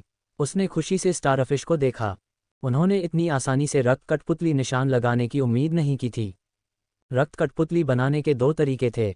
उनमें से एक था रक्त सागर आत्मा की बुद्धि को मिटा देना और उसे रक्तपुत्र हॉल में अन्य रक्त सागर आत्माओं की तरह बनाना, जिनमें कोई भावना नहीं थी और जो केवल ठंडे दिमाग से आज्ञा का पालन कर सकते थे। इस प्रकार की रक्त कठपुतली का उपयोग करना सुविधाजनक था, लेकिन इसमें मानवता की भावना का अभाव था। दूसरा तरीका यह था कि रक्त सागर आत्मा की बुद्धिमत्ता को न मिटाया जाए। इसके बजाय जब वह प्रतिरोध नहीं करती तो वह रक्त कठपुतली का निशान बना देता। इस तरह जब वह रक्त कठपुतली बना रहा होता तो उसे बुद्धिमत्ता वाली रक्त कठपुतली मिल जाती। दूसरा तरीका ज्यादा परेशानी भरा था। रक्त सागर आत्मा को प्रतिरोध करने से रोकना आसान नहीं था। इसके लिए थोड़ी कुशलता और भाग्य की आवश्यकता थी। इसके अलावा उसका चरित्र भी अच्छा था। ये स्पष्ट था कि वांग टेंग का चरित्र और भाग्य बुरा नहीं था। वह भाग्यशाली था कि उसने रक्त सागर आत्मा को प्रतिरोध करना बंद करवा दिया। दरअसल उसने कुछ नहीं किया, उसने बस उसे दूसरे रक्त सागर आत्मा को निगलने दिया। हालांकि ये थोड़ा मुश्किल था। आखिरकार दूसरे लोग इतनी जल्दी 2 रक्त सागर आत्माओं को नहीं खोज पाएंगे। स्वाभाविक रूप से वे रक्त सागर आत्माओं को एक दूसरे को निगलने की अनुमति नहीं देंगे। जब ज़ैग्बो और अन्य अंधेरे प्रेतों ने ये दृश्य देखा तो उनके चेहरे पर कंपन महसूस हुआ। निगल लिया। रक्तपुत्र ने तारा मछली के आकार वाली रक्त सागर आत्मा को दूसरी रक्त सागर आत्मा को निगलने की अनुमति दे दी। ये कितनी बर्बादी थी। रक्त सागर आत्मा अनमोल थी। उसे बस कुछ समय तक इसे संवारने की जरूरत थी और यह मजबूत हो जाएगा। उसे इसे पालने के लिए इस भक्षण विधि का उपयोग करने की जरूरत नहीं थी। यदि वह ब्लड सी स्पिरिट बेच दे तो उसे बहुत बड़ा लाभ होगा। ये रक्तपुत्र परमेश्वर के उपहार को बर्बाद कर रहा था, लेकिन रक्त सागर आत्मा पहले ही निगल ली गई थी। कुछ और कहने के लिए बहुत देर हो चुकी थी। भाई वांग टेंग, यह क्या है? जी यी ने आवाज संचारण का उपयोग करके पूछा। उसे एहसास हुआ कि वह कुछ भी नहीं जानती। अगर वह ये नहीं समझती तो वह भविष्य में अकेले बाहर नहीं जा पाएगी। ये रक्त सागर आत्मा है। यह अमर रक्त सागर में पैदा हुआ एक विशेष जीवन रूप है। यह अत्यंत कीमती है, रक्त देवता क्लोन ने समझाया। ओह, जी ये ने गहरी सोच में सिर हिलाया। फिर उसने पूछा, अमर रक्त सागर क्या है? ये बहुत शक्तिशाली लगता है। मैं इसे इस तरह से बताता हूँ। डार्कलैंड 9 स्तरों में विभाजित है। आप डार्कलैंड के पहले स्तर पर थे, जबकि हम 6ठे स्तर पर हैं, जो पिशाच जाति का पैतृक स्थान है। अमर रक्त सागर पिशाच जाति के पैतृक स्थान में एक मुख्य साधना स्थल है। यहाँ कई अवसर हैं। रक्त देवता क्लोन ने रक्त आत्मा उड़ने वाला जहाज शुरू किया और जी ये को समझाते हुए तेजी से भाग गया। वह अच्छे मूड में था। जी ये और ज़ैग्बो वाकई बहुत उपयोगी थे। बहुत समय नहीं बीता था और वे पहले ही दूसरे ब्लड सी स्पिरिट से मिल चुके थे। अगर उन्हें और समय दिया जाता तो वे अमर रक्त सागर में सभी ब्लड सी स्पिरिट को पकड़ पाते। वांग टेंग ने मन ही मन खुशी से सोचा। यहाँ तक कि ज़ैग्बो भी उसकी आंखों को और अधिक भाने लगा। जालियो और अन्य अंधेरे प्रेत बोलना चाहते थे, लेकिन उनकी हिम्मत नहीं हुई। रक्त देवता क्लोन का समझाने का कोई इरादा नहीं था। रक्तपुत्र ही वह था जिसने रक्त सागर आत्मा को पकड़ा था। इसका उनसे कोई लेना देना नहीं था। वे केवल ईर्ष्या कर सकते थे।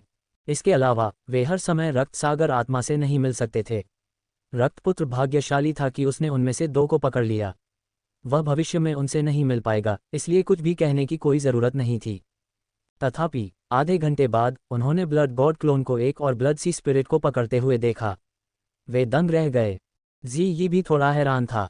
उसने अभी अभी एक पकड़ा था और जल्द ही उसने दूसरा भी पकड़ लिया। क्या भाई वांग टेंग इतने भाग्यशाली थे? कुछ ठीक नहीं लग रहा था। ये रक्त सागर आत्मा भी एक निम्न स्तरीय शाही स्तर का तारा जानवर था। इसे सीधे 5 बिंदु वाली स्टारफिश को खिलाया गया था। धमाका, तारा मछली के शरीर से एक आभा फूट पड़ी। खून की बदबू थोड़ी सी ऊपर उठी। जब उन्होंने पहली बार इस स्टारफिश को पकड़ा था तब ये केवल तीसरे चरण के मध्य स्तरीय शाही स्तर और उससे नीचे थी। अब ये 5वें चरण के मध्य स्तरीय शाही स्तर और उससे नीचे थी। वह तेजी से ऊपर उठा। उसने 2 ब्लड सी स्पिरिट्स खाली थी, इसलिए ये समझ में आता था। ज़ैग्बो, ज़ालियो और अन्य अंधेरे प्रेत स्तब्ध रह गए। एक और रक्त सागर आत्मा चला गया था। रक्तपुत्र मूर्ख था। हालांकि यह एक निम्न स्तरीय शाही स्तर की रक्त सागर आत्मा थी और स्टारफिश जैसी रक्त सागर आत्मा जितनी शक्तिशाली नहीं थी, फिर भी इसे ऐसे ही निगल जाना दुख की बात थी। इंतजार। उन्हें अचानक एक समस्या का एहसास हुआ। रक्तपुत्र रक्त सागर आत्मा को बार बार क्यों पकड़ पाया? महाराज रक्तपुत्र, क्या आपके पास रक्त सागर आत्मा को पकड़ने की कोई तरकीब है? ज़ैग्बो ने खुद को रोक न सका और पूछा। क्या तरकीबें? तुम क्या कह रहे हो? रक्त देवता क्लोन ने आश्चर्य से पूछा। रक्त सागर आत्मा को पकड़ने की कोई तरकीब कैसे हो सकती है? उसका कोई अता पता नहीं है। तुम सही हो। ज़ैग्बो को शर्मिंदगी महसूस हुई। उसे लगा कि रक्तपुत्र ने जो कहा वह सही था। उसने रक्त सागर आत्मा को पकड़ने की किसी तरकीब के बारे में कभी नहीं सुना था। अगर ऐसा होता तो पिशाचों के पास एक तरकीब होती। तुमने रक्त सागर आत्मा को कैसे पकड़ रखा है? ज़ालियो और अन्य अंधेरे प्रेत एक दूसरे को देखते रहे और कुछ हिचकिचाहट के बाद पूछा। क्या तुम मुझ पर विश्वास करोगे अगर मैं कहूं कि यह भाग्य है? रक्त देवता क्लोन ने ज़ैग्बो और ज़ी की ओर देखा। मौन। सभी अवाक रह गए। इसके अलावा उन्हें कोई और कारण नहीं सूझा। और ठीक है, मुझे इस छोटे से साथी को एक नाम देना होगा। रक्त देवता क्लोन को अचानक कुछ सूझा और उसने अपनी ठुड्डी को छुआ। उसने स्टारफिश को देखा और उसका आकार मापा। फिर उसने सोचा और कहा, हम इसे मोटा सितारा क्यों नहीं कहते? सब लोग, ये मोटा सितारा, ये कैसा नाम है? क्या आप नाम चुनते समय इतनी जल्दी नहीं कर सकते? यह एक अनमोल ब्लड सी स्पिरिट है। आप इसे फैट स्टार क्यों कह रहे हैं? ये नाम थोड़ा अजीब है। एक क्षण के लिए अन्य अंधेरे प्रेतों को लगा कि रक्त सागर आत्मा का स्तर कम हो गया है। चीख। स्टारफिश भी दुखी लग रही थी। उसका पूरा शरीर तनावग्रस्त हो गया था और उसके चेहरे पर एक भाव उभर आया था। ओ, आपत्ति खारिज। रक्त देवता क्लोन को इस नाम के प्रति उसके विरोध का आभास हो गया। उसने शांति से कहा, मैं अब से तुम्हें फैट स्टार ही कहूंगा। चीख। 5 नुकीली स्टारफिश। नहीं, अब इसे मोटा सितारा कहा जाना चाहिए। इसने अनिच्छा से आवाज लगाई और अपना सिर दूसरी ओर घुमाया जैसे कि यह क्रोधित हो। दुखी मत हो। इस तरह दिखने के लिए तुम सिर्फ खुद को ही दोषी ठहरा सकते हो। रक्त देवता क्लोन ने हंसते हुए कहा। बैकक्वोट। मोटा सितारा, क्या तुम मुझे दोष दे रहे हो? तारा मछली का नामकरण करने के बाद रक्तदेव क्लोन रक्त आत्मा उड़ान पोत पर सवार होकर अमर रक्त सागर में पुनः विचरण करने लगा। ये सही है, ज़ैग्बो और अन्य लोगों के लिए वह बस इधर उधर टहल रहा था। जब से ब्लड गॉड क्लोन ने 2 ब्लड सी स्पिरिट्स को पकड़ा था तब से वे उसकी हरकतों को गुप्त रूप से देख रहे थे। अंत में उन्हें एहसास हुआ कि उसने कुछ खास नहीं किया था। उसने सिर्फ इतना किया था कि उसने अपने आसपास की चीज़ों की जांच करने के लिए अपनी आध्यात्मिक शक्ति का इस्तेमाल किया था। लेकिन ये था, क्या वह इस तरह रक्त सागर आत्मा को खोजने में सक्षम होगा? उन्हें विश्वास नहीं हुआ कि रक्त सागर आत्माएं इतनी आसानी से मिल सकती हैं। 1 घंटे बाद तीसरी रक्त सागर आत्मा को रक्त देवता क्लोन ने पकड़ लिया। अन्य अंधेरे प्रेत पहले से ही थोड़े सुन्न थे। क्या वह थोक माल खरीदने के लिए यहाँ है? वहाँ 3 ब्लड सी स्पिरिट्स थे, 3 की संख्या में। और उसने उन्हें 2 घंटे से भी कम समय में पकड़ लिया। अगर दूसरों ने ये सुना तो उन्हें लगा कि यह शेखी बघारना है। समय धीरे धीरे बीतता गया। तीसरे घंटे में रक्त देवता क्लोन ने चौथी रक्त सागर आत्मा को पकड़ लिया। चौथे घंटे में उसने 5वीं रक्त सागर आत्मा को पकड़ लिया। छठे घंटे में उसने 6ठी और 7वीं रक्त सागर आत्माओं को पकड़ लिया। अल्पविराम। धमाका। इस समय मोटे तारे के शरीर से एक शक्तिशाली आभा फूट पड़ी। ये पहले से कई गुना अधिक शक्तिशाली थी। यह उन्नत हुआ। यह मध्य स्तरीय शाही स्तर से उच्च स्तरीय शाही स्तर तक आगे बढ़ा। ज़ैग्बो, ज़ालियो और अन्य अंधेरे भूत प्रेत अचंभित थे। उनकी आंखों के किनारों की मांसपेशियां हिंसक रूप से फड़क रही थीं। उन्हें समझ नहीं आ रहा था कि क्या भाव दें। 7 रक्त सागर आत्माओं को सिर्फ एक मध्यम स्तर के शाही स्तर के रक्त सागर आत्मा को उच्च स्तर के शाही स्तर पर धकेलने के लिए। उन्हें लगा कि यह एक बहुत बड़ा नुकसान था।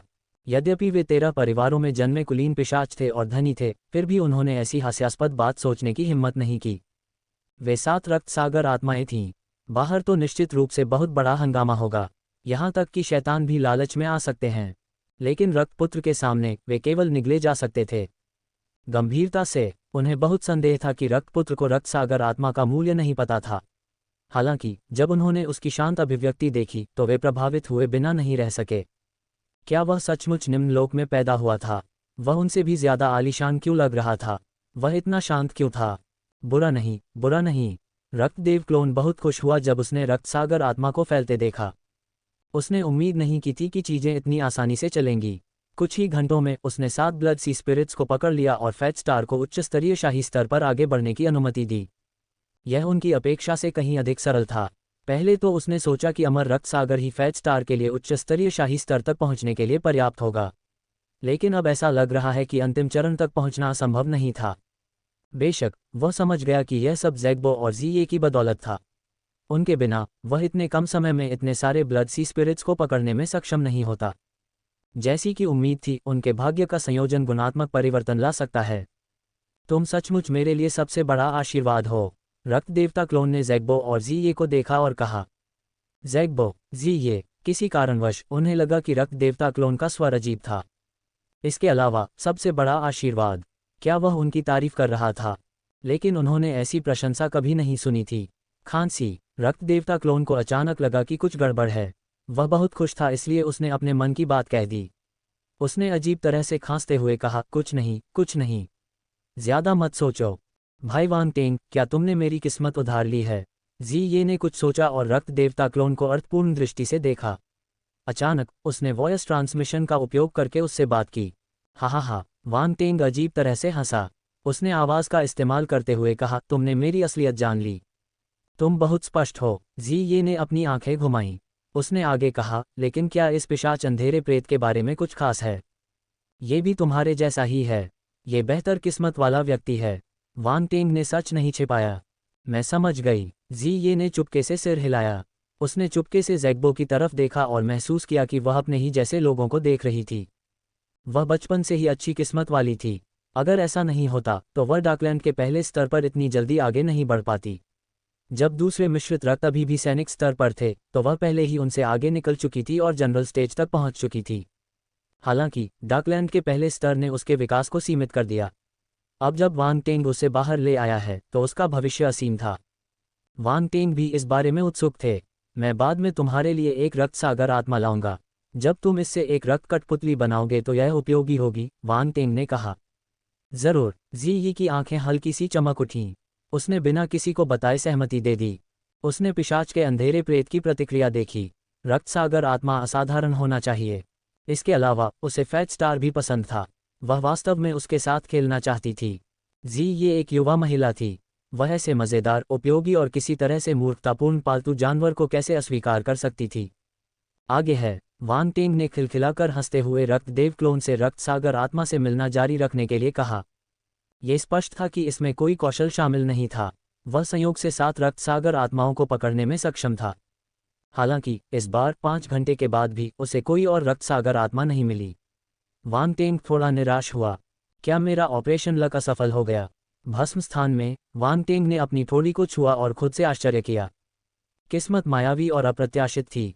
कभी कभी ये काम करती थी और कभी कभी इससे कुछ भी प्रभावित नहीं होता था।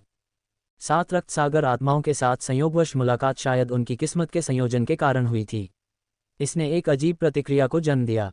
हालांकि ये प्रतिक्रिया हमेशा के लिए नहीं रहेगी। उसे कुछ समय तक इंतजार करना पड़ सकता है। सौभाग्य से वांग टेंग धैर्यवान था। एक दिन से भी कम समय बीता था, इसलिए वह इंतजार कर सकता था। वह ब्लड स्पिरिट फ्लाइंग वेसल पर क्रॉस लेग करके बैठ गया और उसे अपने आप उड़ने दिया। 3 घंटे और बीत गए। किसी को नहीं पता था कि ब्लड स्पिरिट फ्लाइंग वेसल कहाँ है। अचानक उनके सामने खून का घना कोहरा दिखाई दिया। रक्त देवता क्लोन में स्फूर्ति आ गई। उसने धीरे से अपनी आंखें खोलीं। धत्तेरी की। जब रक्त देवता क्लोन और अन्य लोग रक्त धुंध के बाहर पहुंचे तो उच्च स्तरीय शैतान सम्राट फिर से एकत्र हुए। वे अच्छे नहीं लग रहे थे। ऐसा लग रहा था जैसे उन्हें जबरदस्ती गंदगी खिलाई गई हो। वे उसे ढूंढ नहीं सके। उन्होंने काफी देर तक खोज की, लेकिन वे ज़ू जुए को नहीं ढूंढ सके। ऐसा लग रहा था जैसे वह पृथ्वी के चेहरे से गायब हो गया हो। उन्हें ये भी संदेह था कि उनका लक्ष्य अमर रक्त सागर से बाहर निकल चुका है। यदि नहीं तो अपनी उच्च स्तरीय शैतान सम्राट क्षमता के साथ उन्हें निम्न स्तरीय शैतान सम्राट को खोजने में सक्षम होना चाहिए।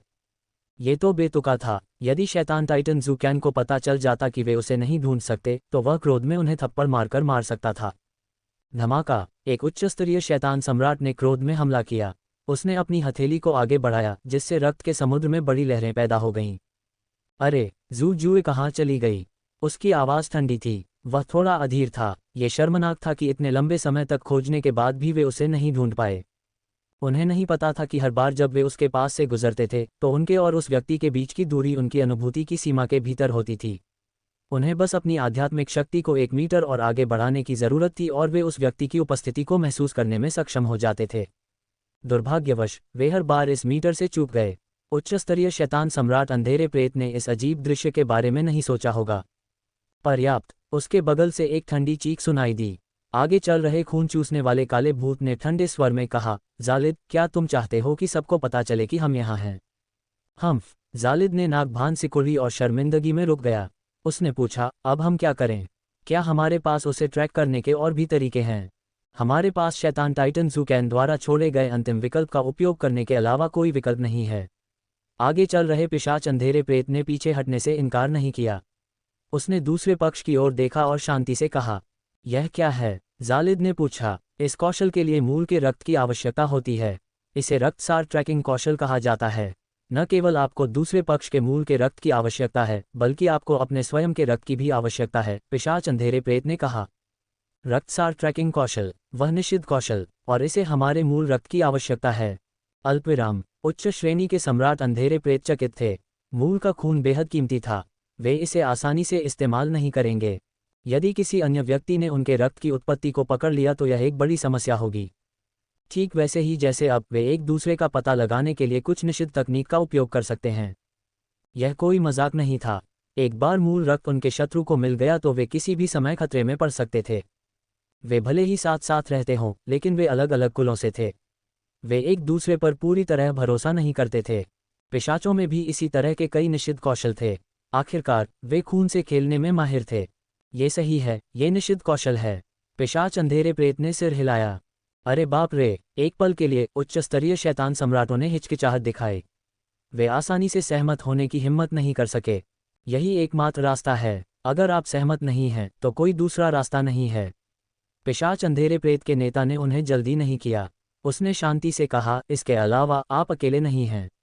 मुझे भी अपना खून देना होगा। निष्पक्षता से कहूं तो मैं आपके साथ रक्तसार ट्रैकिंग कौशल का प्रयोग करूंगा। रुको, मेरा एक सवाल है, जालिद ने अचानक कहा। यह क्या है? आगे चल रहे पिशाच जैसे काले प्रेत ने शांति से पूछा। हमारे पास जू के खून का मूल नहीं है, ज़ूलिडे ने कहा। हाँ, हम करते हैं। पिशाच अंधेरे प्रेत के होठों के किनारे पर एक भयावह मुस्कान दिखाई दी। सच में? अन्य पिशाच अंधेरे प्रेत चकित थे। उन्हें यह अविश्वसनीय लगा। ऐसा इसलिए था क्योंकि रक्तपुत्र को कभी गंभीर चोट नहीं लगी थी। दूसरे लोग उसका मूल रक्त कैसे प्राप्त कर सकते थे? बेशक, पिशाच अंधेरे प्रेत के नेता ने सिर हिलाया। मैं इस बारे में तुमसे झूठ कैसे बोल सकता हूँ? तुम्हें ये कैसे मिला? पिशाच अंधेरे प्रेत खुद को रोक नहीं पाए और पूछा। तुम्हें इसके बारे में जानने की जरूरत नहीं है। पिशाच अंधेरे प्रेत की अभिव्यक्ति ठंडी हो गई। दूसरे पिशाचों की आंखें चमक उठीं। वे गहरी सोच में डूबे हुए थे लेकिन उन्हें कुछ भी सूझ नहीं रहा था।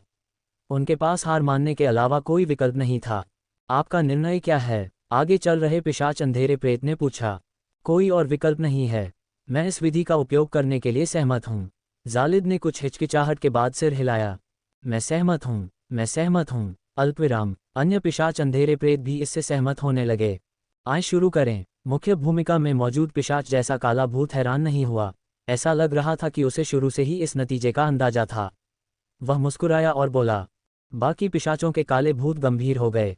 उन्होंने एक दूसरे को देखा और अपनी जीभ की नोक को काटकर खून की एक बूंद बाहर निकाली। आगे चल रहे पिशाच जैसे काले प्रेत ने सिर हिलाया और खून की एक बूंद भी बाहर निकाल दी। फिर उसने अपनी हथेली खोली।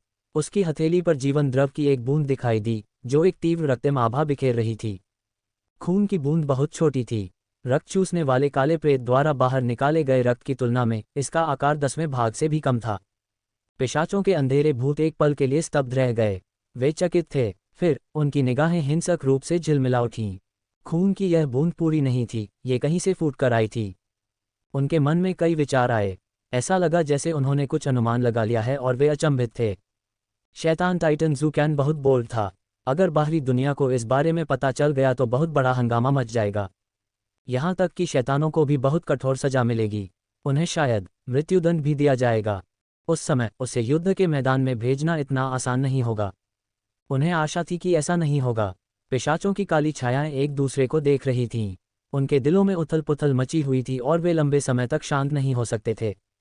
अंततः उन्हें समझ में आ गया कि उन्होंने शुरुआत में इस पद्धति का प्रयोग क्यों नहीं किया।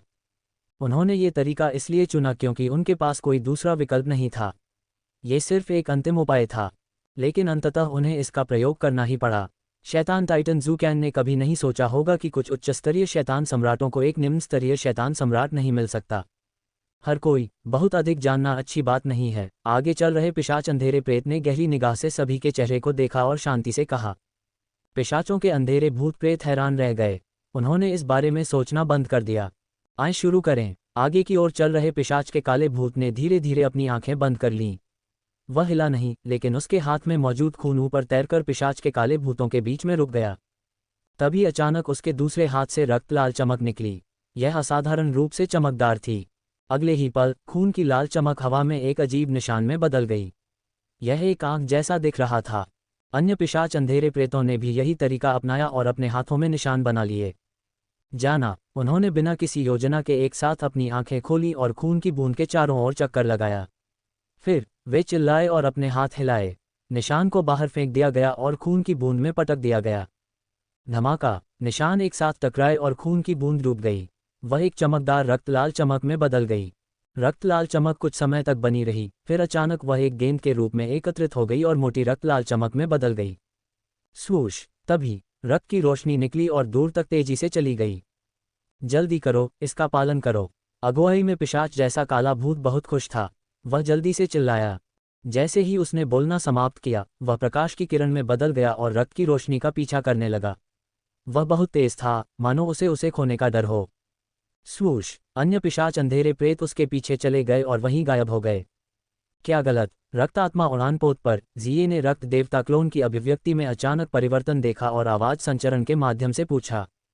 सब कुछ ठीक है। रक्त देवता क्लोन की आंखें चमक उठी जब उसने आवाज संचारण का उपयोग करके उत्तर दिया। जिये ने आगे कोई जांच नहीं की। रक्त देवता क्लोन की निगाहें बहुत ठंडी हो गईं। उसकी आंखों में एक तेज चमक उठी। अभी इतनी घबराहट क्यों हो रही थी? उसे अपने शरीर में रक्त के प्रवाह में हल्का उतार चढ़ाव महसूस हुआ। ऐसा लग रहा था कि यह उसी स्रोत की एक शक्ति से प्रभावित है। किसी के पास आपका खून है, वांग टेंग ने शांति से कहा। असंभव, रक्त देवता क्लोन ने उत्तर दिया। वांग टेंग ने कहा, यह असंभव नहीं है। हो सकता है कि कोई हमारे मूल रक्त का उपयोग करके हमारा स्थान पता कर रहा हो। मेरा मूल रक्त कभी नष्ट नहीं हुआ। रुको, रक्त देवता क्लोन ने कुछ सोचा और उसके हाथ में एक टोकन दिखाई दिया। ये रक्तपुत्र टोकन था। उसने ध्यानपूर्वक इसकी जांच की और उसका चेहरा काला पड़ गया। जब मैं रक्तपुत्र टोकन को नियंत्रित करना चाहता था तो मैंने मूल रक्त की एक बूंद गिरा दी, रक्त देवता क्लोन ने कहा। लेकिन अब मूल रक्त का एक छोटा सा हिस्सा गायब हो गया है। क्या हो रहा है? क्या रक्तपुत्र टोकन हमेशा तुम्हारे पास नहीं रहता? अंदर का खून का कुछ हिस्सा क्यों गायब हो गया है? वांग टेंग ने काले चेहरे के साथ पूछा। मुझे भी नहीं पता, रक्त देवता क्लोन ने उत्तर दिया। मुझे देखने दो, वांग टेंग ने कहा। रक्तदेव क्लोन ने तुरंत रक्तपुत्र टोकन को हटा दिया और उसे भक्षण स्थान में फेंक दिया।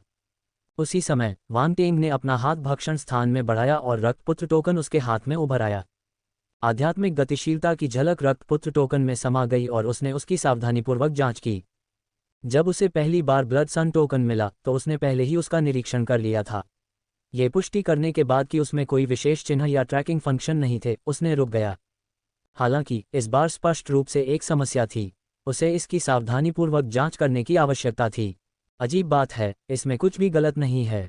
वांग टेंग ने धीरे धीरे भौहें सिकुड़ी। नतीजा पिछली बार जैसा ही था। उसे कुछ भी गलत नजर नहीं आया। असली आंख सक्रिय। अगले ही पल जब उसने रक्तपुत्र टोकन को देखा तो उसकी आंखों में बैंगनी सुनहरी चमक उभर आई। खोल की परतें उखड़ती हुई प्रतीत हो रही थीं और रक्तपुत्र टोकन का अंदरूनी हिस्सा उसकी आंखों के सामने प्रकट हो गया। यह बाहर से शुरू हुआ और मोटा से पतला होता गया। ये सूक्ष्म स्तर पर था। अचानक वांग टेंग की आंखों में एक हल्की रक्त लाल चमक दिखाई दी। वह आश्चर्यचकित था। सरनी, उसकी अभिव्यक्ति बदसूरत हो गई।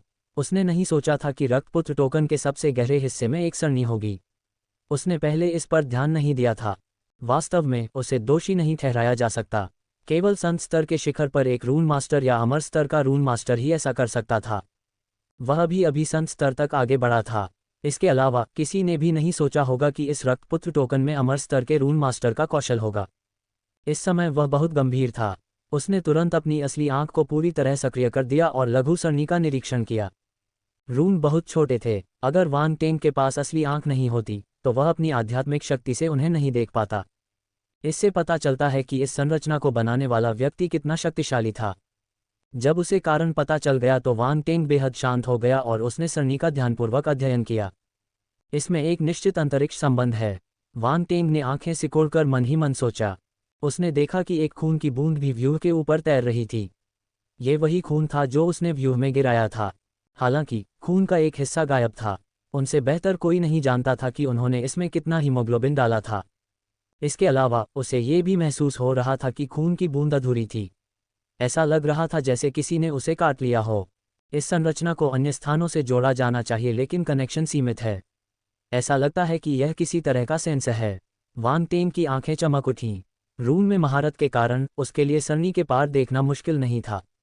अचानक उसे एक विचार आया। उसने अपनी आध्यात्मिक शक्ति को व्यूह की ओर धकेल दिया। बस रक्तपुत्र टोकन थोड़ा कंपन करने लगा। सरणी से एक हल्की रक्त लाल चमक निकली। जांच हमले ने सरणी के रक्षा तंत्र को सक्रिय कर दिया था। वान टेंग ने रक्तपुत्र टोकन को गौर से देखा। अगले ही पल उसके होठों के किनारे पर एक मुस्कान उभर आई। विशेषता बुलबुले। जैसी कि उम्मीद थी वहां विशेषता बुलबुले थे। उसने बिना किसी हिचकिचाहट के विशेषता बुलबुले उठा लिए। रक्तसार आत्मा विभाजन सरणी 100। उसके मन में एक ज्ञान प्रकट हुआ और वह रक्त लाल सरणी की रूपरेखा में बदल गया। रून का एक हिस्सा प्रकाशित हुआ लेकिन केवल एक छोटा सा हिस्सा ही बचा था। लेकिन वान टेंग के लिए ये काफी था। तो यह ऐसा ही है। उसकी आंखों में एक तरह की आत्मज्ञान की झलक दिखाई दी। आखिरकार उसे इस व्यूह रचना का उपयोग समझ में आ गया।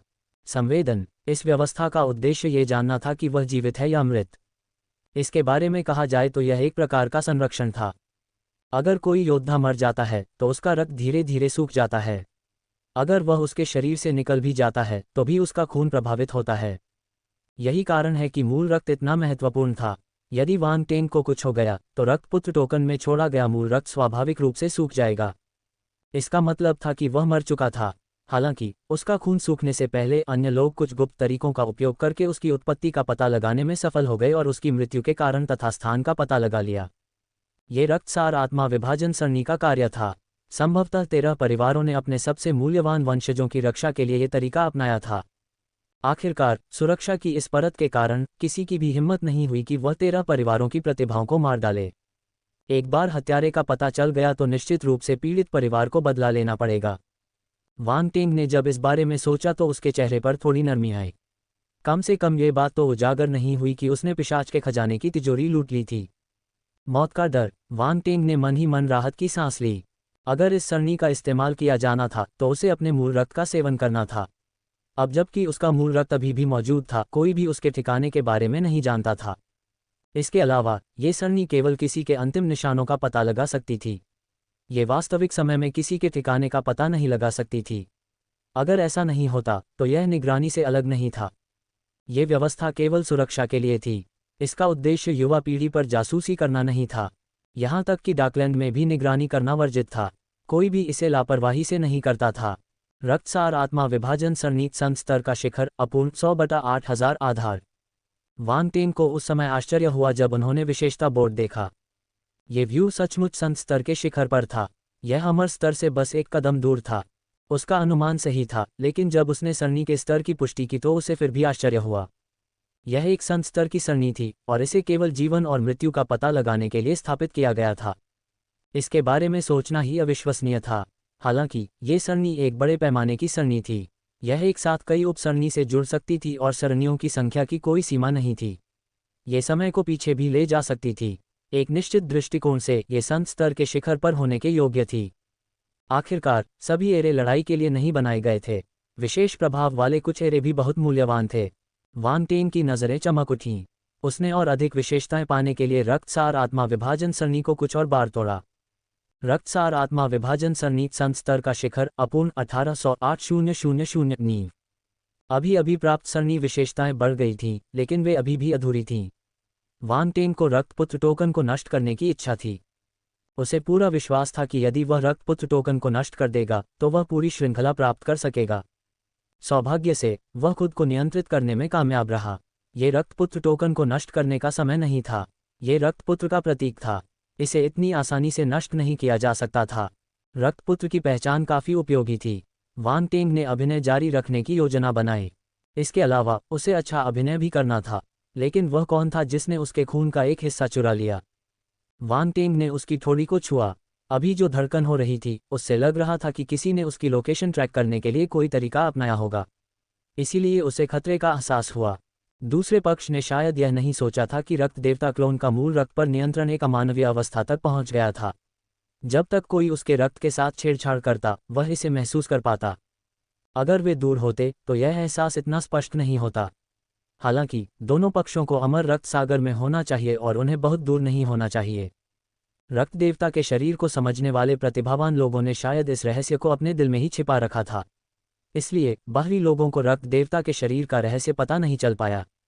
ये सामान्य बात थी। कोई भी अपनी शारीरिक बनावट का रहस्य सार्वजनिक नहीं करता था। उनके पास हमेशा कुछ तुरुप के पत्ते होते थे। इससे वांग टेंग को कुछ हद तक पैंतरेबाजी करने की जगह मिल गई। वांग टेंग ने नाक भान सिकोड़ी। उसके दिल में हत्या की नीयत उबल रही थी। चलो देखते हैं कि मेरे खून को किसने छुआ है। किसी भी जीवित प्राणी के लिए मूल रक्त सबसे महत्वपूर्ण चीज होती है। जब कोई उसे इस तरह से चुरा ले तो वह कैसे शांत रह सकता था? उसे दूसरे पक्ष को ढूंढकर उसका खात्मा करना ही होगा। बाहर ब्लड स्पिरिट फ्लाइंग वेसल पर ब्लड गॉड क्लोन को भी ज्ञान की अनुभूति हुई। उसने धीरे से अपनी आंखें खोलीं, जिनमें एक ठंडी चमक थी। महाराज रक्तपुत्र, क्या हम रक्त धुंध में प्रवेश कर रहे हैं? ज़ैग्बो को नहीं पता था कि जब उसने रक्त देवता क्लोन को बहुत देर तक चुप देखा तो उसे क्या हुआ। उसने पूछने की हिम्मत तभी की जब उसने क्लोन को अपनी आंखें खोलते देखा। क्या तुम्हें पता है कि हम कहाँ हैं? रक्त देवता क्लोन ने पूछा। अभी नक्शा देखने पर हमें इस जगह का कोई विवरण नहीं मिला। ज़ैग्बो ने अपना सिर हिलाया। रक्त देवता क्लोन ने भौहें सिकुड़ी और निरीक्षण करने के लिए गैंग्रेल कबीले का नक्शा निकाला। वास्तव में अमर रक्त सागर में इसका स्थान निर्धारित करना कठिन था। समुद्र बहुत बड़ा था और कुछ इलाकों में कोई लैंडमार्क नहीं था। स्थान और क्षेत्र बताना मुश्किल था। गंग्रेल कबीले के नक्शे पर केवल वे क्षेत्र ही चिन्हित थे जिनकी उन्होंने खोज की थी। कुछ स्थलचिन्ह भी अंकित थे। यदि कोई इन प्रतिष्ठित स्थानों पर नहीं पहुंचा तो उनके वर्तमान स्थान का निर्धारण करना कठिन होगा। अगर वे उस स्थान पर पहुंच भी गए तो वे शायद नक्शे पर दिए गए लेबल से उसका मिलान न कर पाएं। ऐसा इसलिए था क्योंकि अमर रक्त सागर कई क्षेत्रों में समान था। अगर वे अंदर तक नहीं गए होते तो उन्हें अलग करना मुश्किल होता। सबसे मिलती जुलती चीज थी खून का धुंध। रक्त देवता क्लोन ने भौहें सिकोड़ी। उसने रक्त आत्मा उड़ानपोत की दिशा पर ध्यान नहीं दिया, इसलिए वह अनजाने में यहाँ उड़ाया। अब यह बताना मुश्किल था कि वह कहाँ था। कोई बात नहीं, चूंकि यह वह स्थान है जिसे हमने अपने संयुक्त भाग्य से पाया है, इसलिए ये स्थान इतना बुरा नहीं होगा। उसकी आंखें चमक उठीं और उसने इस बारे में सोचना बंद कर दिया। उसने अपना हाथ हिलाया और ब्लड स्पिरिट फ्लाइंग वेसल धुंध की ओर उड़ गया। तेज आंधी चली। खून की तरह लाल रंग की घनी धुंध छटने का नाम नहीं ले रही थी। इसके बजाय ये और भी घनी हो गई। रक्त धुंध में प्रवेश करने के बाद रक्त देवता क्लोन ने तुरंत अपनी आध्यात्मिक शक्ति में प्रतिरोध महसूस किया। ये 100 मीटर दूर रुक गया, जैसे कि वह दलदल में फंस गया हो। वह आगे कुछ समझ नहीं पा रहा था। ज़ैग्बो और दूसरे अंधेरे भूतों को भी यह एहसास हुआ। वे उससे भी कमज़ोर थे। वे सिर्फ 10 मीटर की परिधि को ही समझ सकते थे। उनके हाव भाव बदल गए।